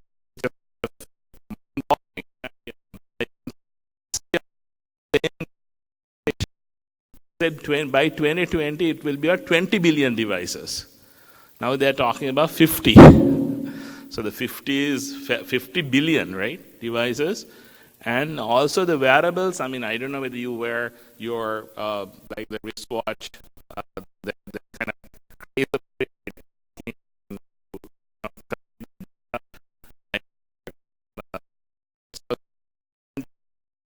billion wearables are going to be there very soon, I mean by 2020. So the interesting part is, now I do a lot of research. In fact, in order for me to give you a little bit, a lot of my research is in the language, right? I mean the singular Unicode language right now. For the last 10 years have been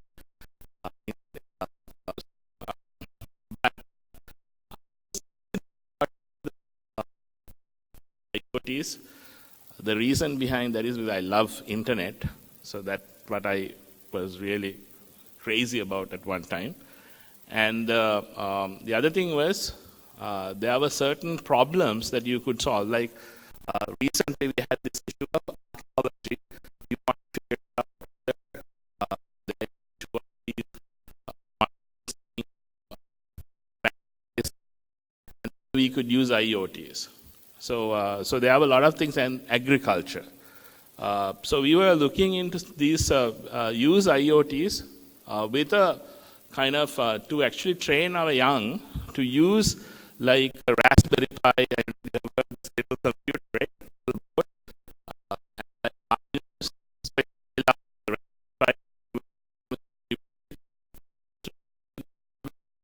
Can do the same thing with these little computers. So we thought of actually using this for agriculture and also to train the young, whether they could actually build these little these devices. But the funny one thing, I mean, I think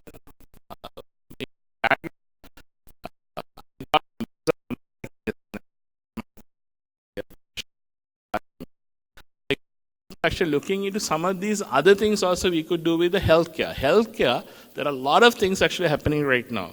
So I just give you a little bit. I don't know what this is on this, the left-hand side. I think you know that, right? Everybody knows about it right now.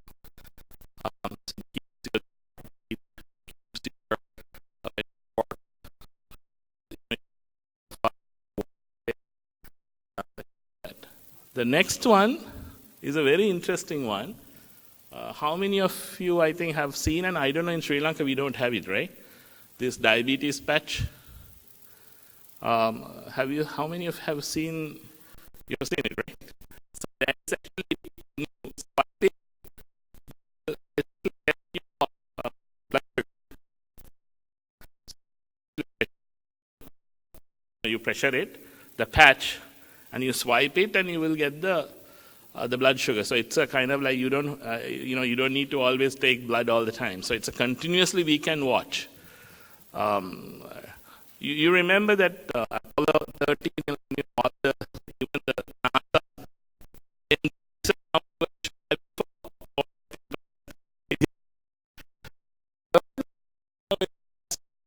interesting one. This is actually ingestible capsule, right? You take it, and it can tell you like there's a camera also. So it just starts giving you the data, right? And start actually, it can go through interesting, and also can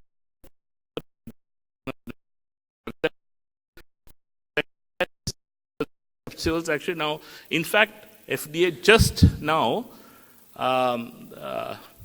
just approved it in the US. So now it's available right now, so that you can take it and just you can see. So I thought of having these pictures, the contrast.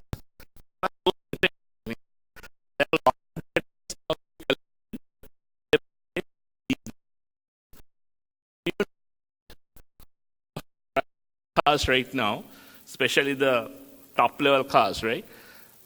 What you will see is actually those actually with sensors. So they can actually check it and see now, like your car works fine, like, so the same thing is happening to the body also. So this is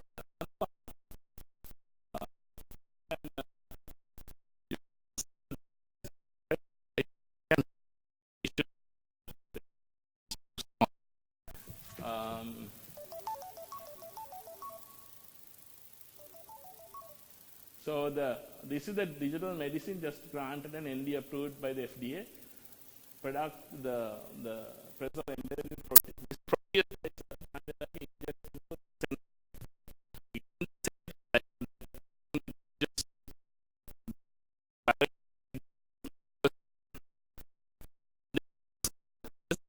interesting one.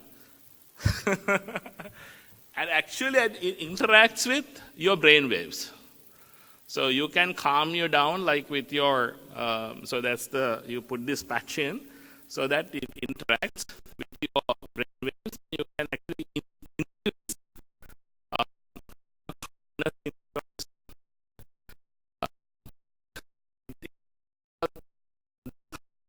Moodable or something like that. I think it's a company. So you can just generate moods and you can put it into your system, right? So I mean, so that's where now we are heading. So basically, I just want to tell you this. So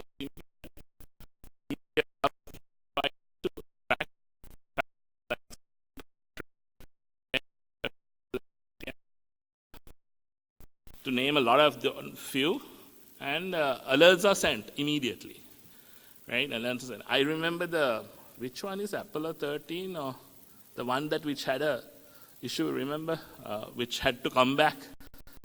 The guys at the end, they all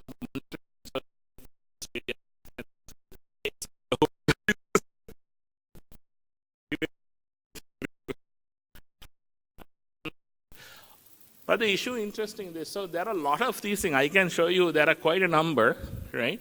But the interesting one is that it has to be plug and play. So I actually worked on for the last couple of years actually on like agriculture, not healthcare actually, but on archaeology and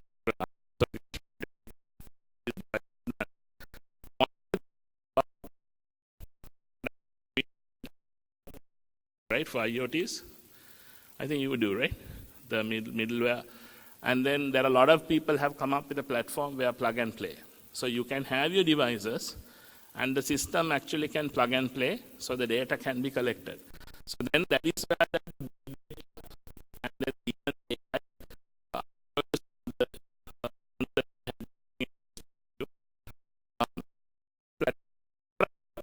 right now, Car is one of them. Azure, Microsoft is giving a one. there is a mind sphere. And also Dialogue also had built one, right? I think Dialogue also has, right? A platform right now. They are also doing a lot of IoTs right now. So anyway,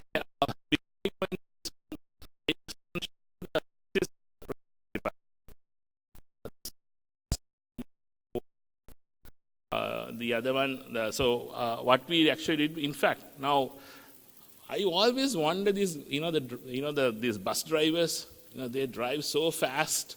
Sometimes they cut you off and they do a lot of stuff, right? Government has to do very simple thing. You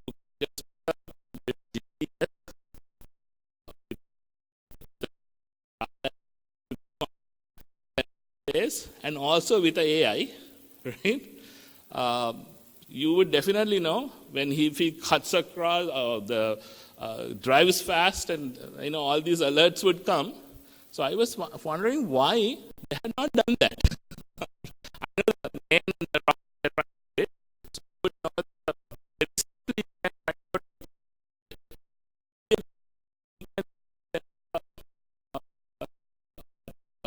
The police can send immediately a warning or even ticket, right? To say you have to go and pay. I mean, you next stop, you just go and pay, right? So we can do it so fast. I don't know why the government had not thought about it. Right? There are things like those, right?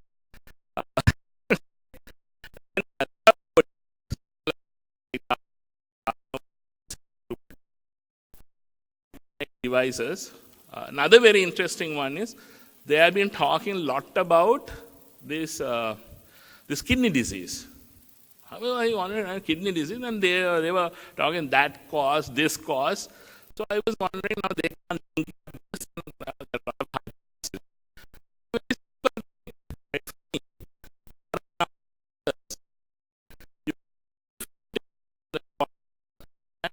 When you put the fertilizer or whatever, that you can just basically know.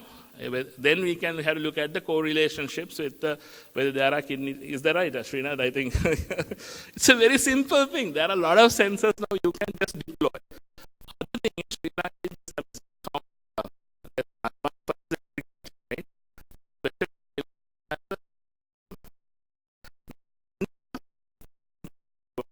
weather, basically very easily for large areas. Sri Lanka is not like that. When Navala gets rain, Colombo doesn't, right? And when you go to your agriculture areas, it's the same. You are like, I know that, to this.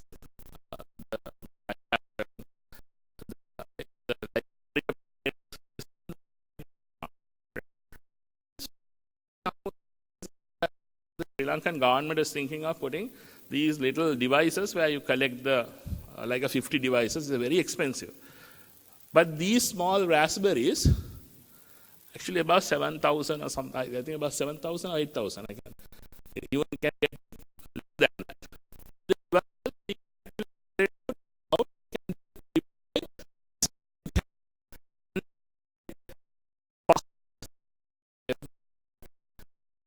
In our GIS, we can map it.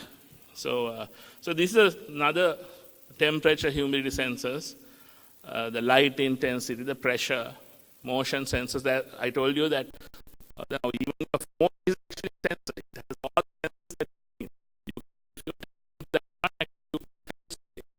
So you can have these devices, but you also require good algorithms. So the algorithms and good, like the artificial intelligence today, so very interestingly, we can do a lot of stuff very fast. So we can do with the Raspberry, we can do even facial recognition very fast. Now a lot of people think facial recognition is a very hard one. It's not anymore. We can basically, the other day the police was asking me, because they're trying to buy so many things from outside, we developed the fingerprint identification system in Sri Lanka, and we used all of that here. Because all the algorithms are here right now. Even for facial recognition, I'll tell you, you can get a really good algorithms utilizing here, right? This is the one you can see they identifying the numbers and the face, right? This is another simple device you have with a very simple Python libraries, which is a very nice language to work with. So I will go into this one. So we can talk a lot about it, right? So what I'm trying to tell you is, in medical applications, as well as the whole labs, and even your, I think in the hospitals, now the data can talk basically from these testing, all that data, we can actually talk to the central servers and also collect all of that data into this centrally very easily. And now the technology is at your fingertips. That's right. It's very simple. And the amounts I have given you just for your reference, because I did this lecture for something else also. So you can actually look at it and see how little you have to pay right now. Anyway, this project was for archaeology, but anyway, anyway, thank you very much.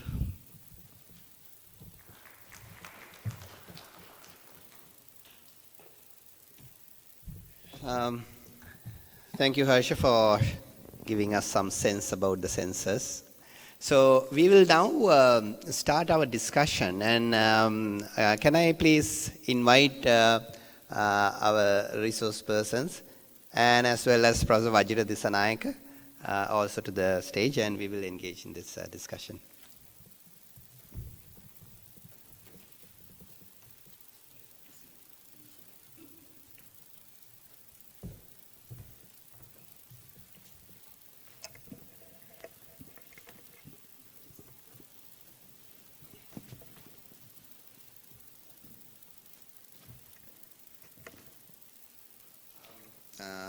So first of all, I will ask from you a few questions, because we didn't get some inputs in terms of bioinformatics. And all of you know that Prof. Vajira is playing multiple roles. He's wearing different hats, and one of his expertise is he's a pioneer in genetics and genomics medicine. Can I first ask, sir, what's the state of bioinformatics in Sri Lanka, and what is new? Well, we've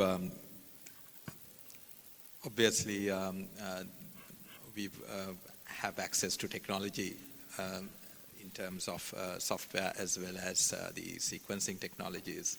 As in the case of other what was presented today, it is in the field of medicine, to scale that up as clinical services, obviously there's got to be the funding mechanism, and that is not available. So at the moment, if any one of you in the audience wants to get yourself sequenced, we can do that in my lab, but you have to pay for it.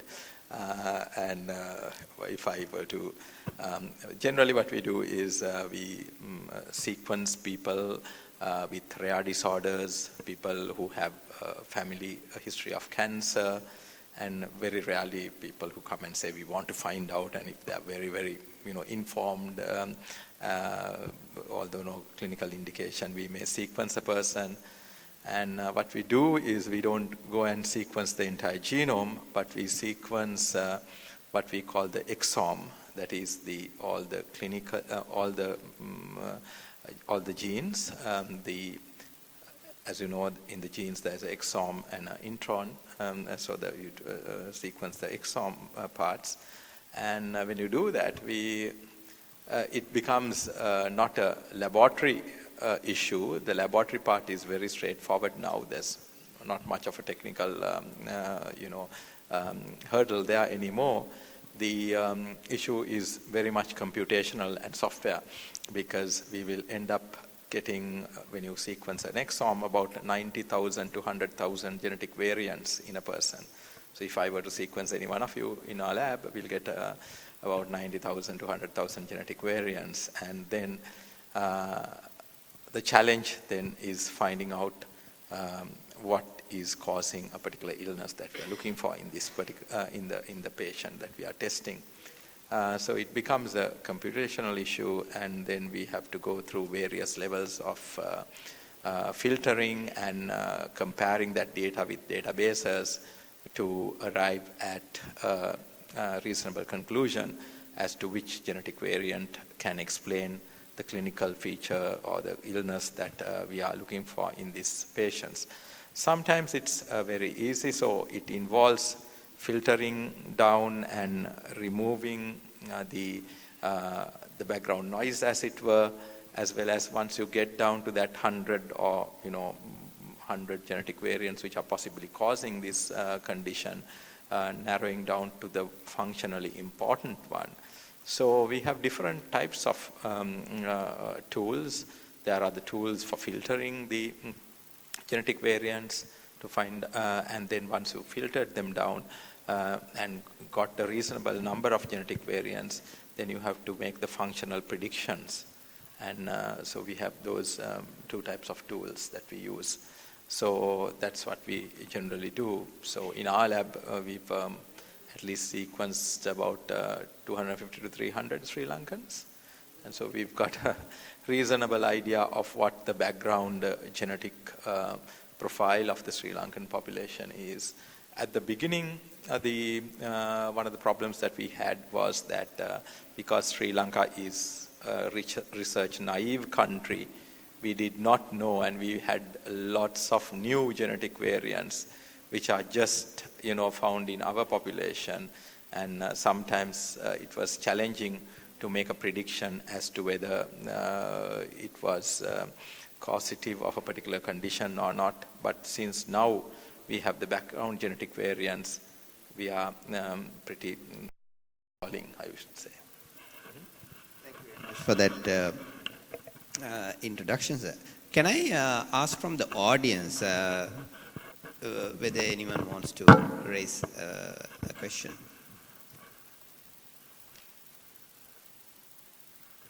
James.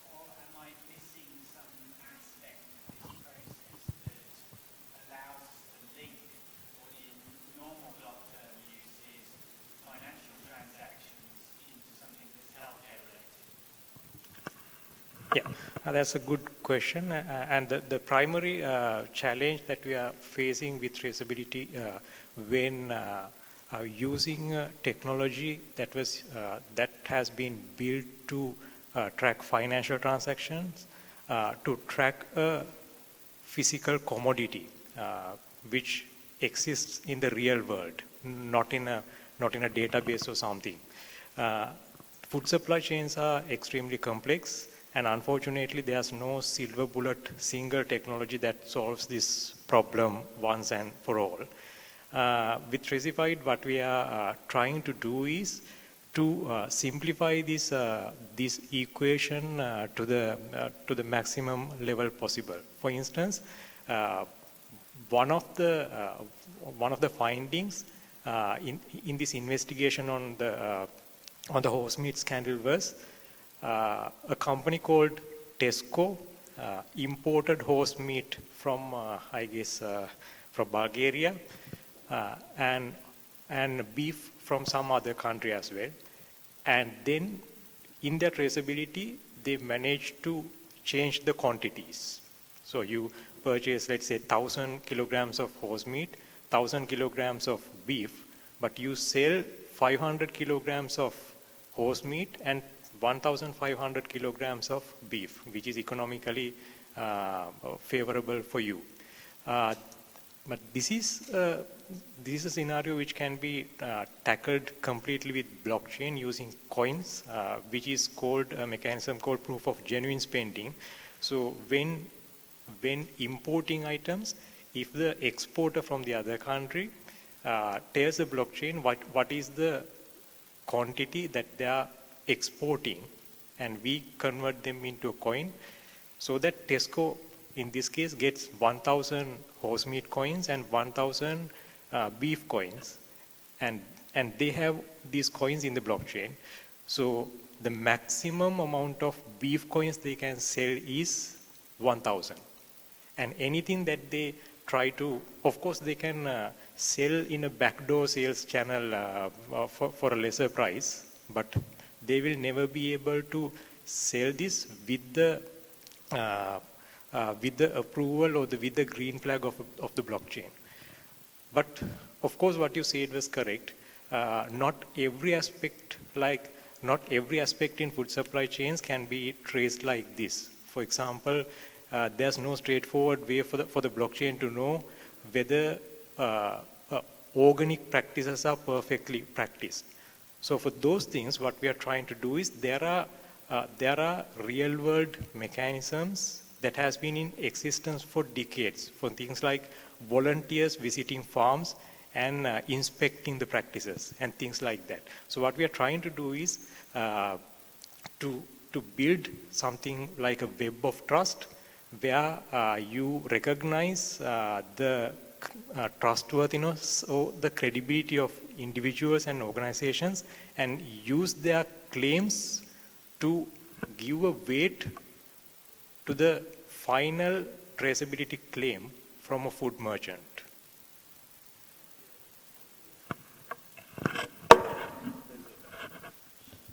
Although this is not my field, actually, I just want to tell you some problem that we are actually working on right now. The same issue had come for tea. You know that there are different varieties of tea, and you do the mixing in Sri Lanka. So the blockchain, we are trying to see whether we can use a blockchain. But at the same time, what you have in the States is something called certification. There are acceptable certification, and which you can basically add that, and we are trying to see whether we could use that certification in the blockchain as well.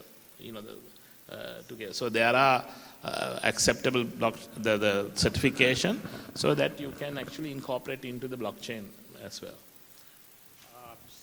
Misuse of certificates is one of the biggest problems in our region.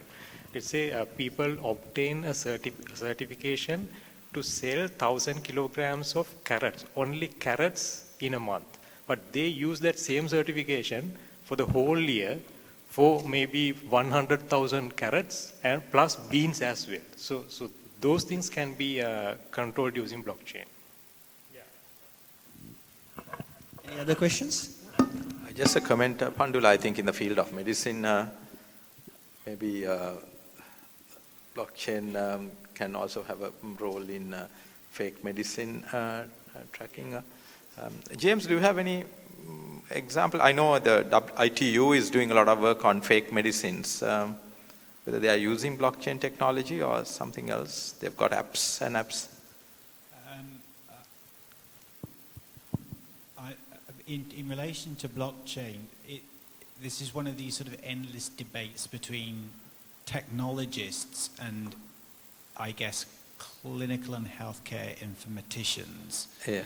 And I think what we have in blockchain and some degree in artificial intelligence and machine learning is a tool that's trying to find a problem to solve, and medicine seems to be one where people are looking very hard. I think from HIMSS in Singapore in 2017, I think it was, our friend and colleague Uman and I sat in a meeting listening to stories about Google DeepMind and blockchain. And I think the technology at the moment is it is very fit for purpose for doing certain particular types of things. But in medicine, I think we've got to do quite a lot more work around the actual technology to make it really fit for purpose within healthcare, but we need to continue trying to do it. In relation to the drug kind of traceability, there has been some work done about it, but certainly in the UK, we haven't really done much. I'm surrounded probably maybe 3 times a month with commercial organizations trying to tell me a story in relation to either machine learning or AI or neural networks or blockchains and its applicability from everything from drug supply to genetics. And to date, I've yet to find one really good example of it implemented in healthcare. The US government, through the Department of Health and Human Services, put out a call about 3-4 years ago saying, come forth blockchain and tell us great ideas and we'll fund some projects as a sort of pilot. And 7 companies were picked who said they had a solution for blockchain in healthcare. They were funded by the US government, and through that process, every single one of those blockchain pilots failed and couldn't actually achieve what their pilot had aimed.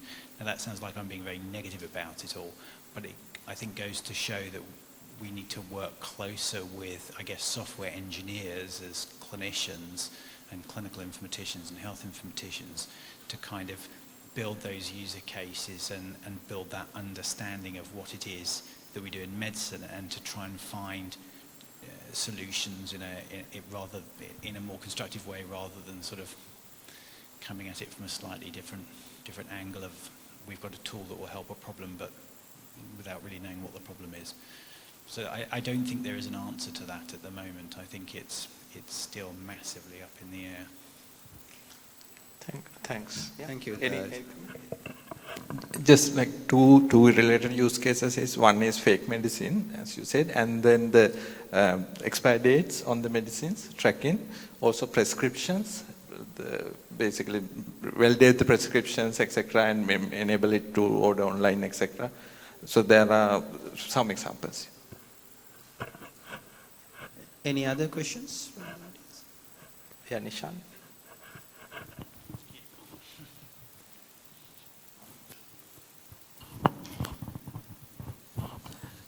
Yeah, this is nothing to do with any medicine, but because I'm asking, because we have these industry experts here. Now, is anyone doing something to prevent elephant train accidents in this country using AI or something else? Because it's very painful to see these giants get killed. Because it's something we can do. That's what I feel.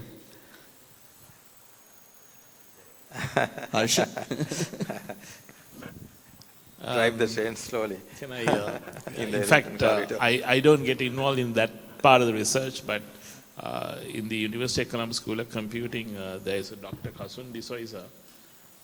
He's actually using IoTs, and on this elephant issue right now, they're trying to figure it out. They're the early warnings, and also to get them away, there is a fence, like they're trying to figure out how, kind of like a intelligent kind of fence, and also to find out, like, from the drones, whether they, and also to they're using different technology right now for like the noise type of this thing, and they using this actually. So I think there are a lot of researches going on right now using especially IoTs, the drones, and different other kind of technologies right now. So I don't, and as I told you that I don't get involved in that part. I mean, I have not got involved. So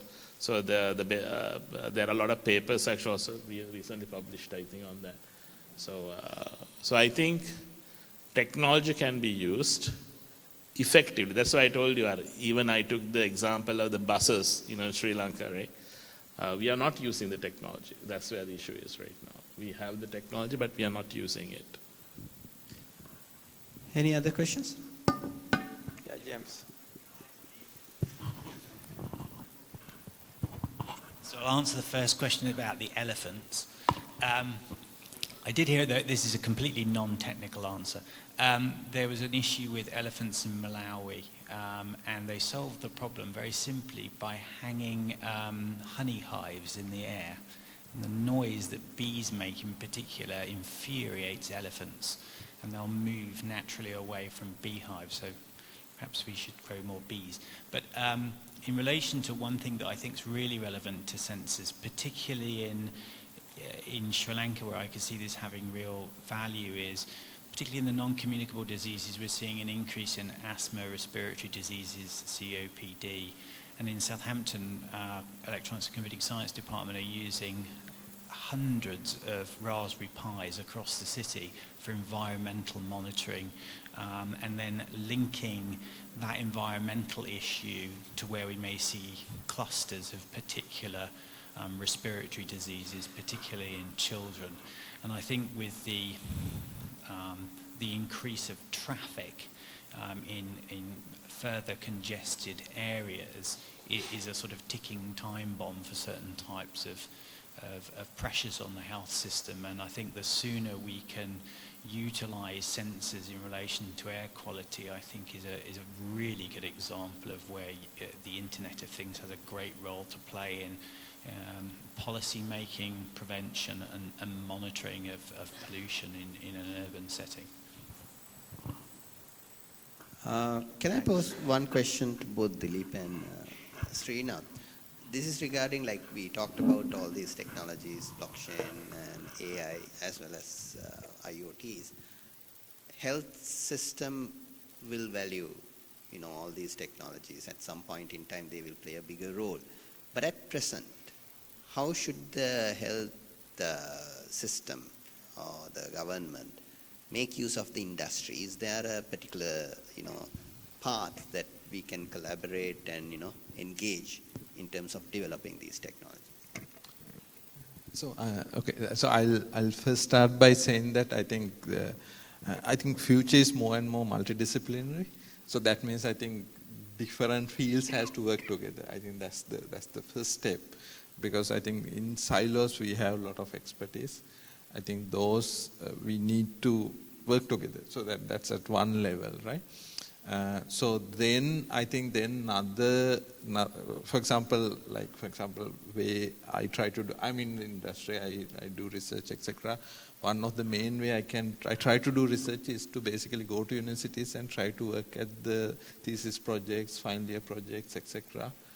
Then find good use cases, maybe bring from industry, maybe get data from different fields. So that's actually pretty cost effective. I mean, it costs us time, but also it's very interesting. So that's a very interesting venue, right? Way to get these things done. And unfortunately, Sri Lanka don't have these huge grants, etc., helping these things. So I think long term we need to figure those out also. So those are some of the ideas. Yes. I think my idea is we should, as a country, we should try to leverage on API economy, because in countries like Norway, 99X technology has 90% of its customers from Norway. We have a couple of customers from healthcare as well. The difference when dealing with Norway is that their government has a lot of a wealth of data covering all the aspects that would be required to profile a person's health, maybe community health and things like that. One of the problems I see here is, of course, who pays for it and who gets paid, who gets the benefit and things like that. And I think that's where, again, we can think of using blockchain, because one of the less discussed aspects of blockchain is its crypto economics, its ability to fairly reward contributors. For instance, if I maintain a good health data profile, let's say electronic health data profile, and if I share a part of it with the medical researchers, how much I'm going to get paid. That's it. So if I'm going to get paid, that's a sort of a, there's a drive for me, there's an incentive for me to go for it. Right? So I think to to build up this API economy, obviously the government will have to take the initiative, but I'm very positive that blockchain can also play a key technological role there. So thank you very much, Dilip. I think we have come to a conclusion. We are running out of time. So although the session is very interesting and there may be so many other questions that we can discuss, we will stop at that. And I think we should thank all our panel for a very fruitful discussion. And I think we got a lot of insight into the industry as well as the research areas and ways of collaborating. And I hope this will be a trigger for us to collaborate and move forward in digital health. And thank you very much. I have few certificates. Can I please?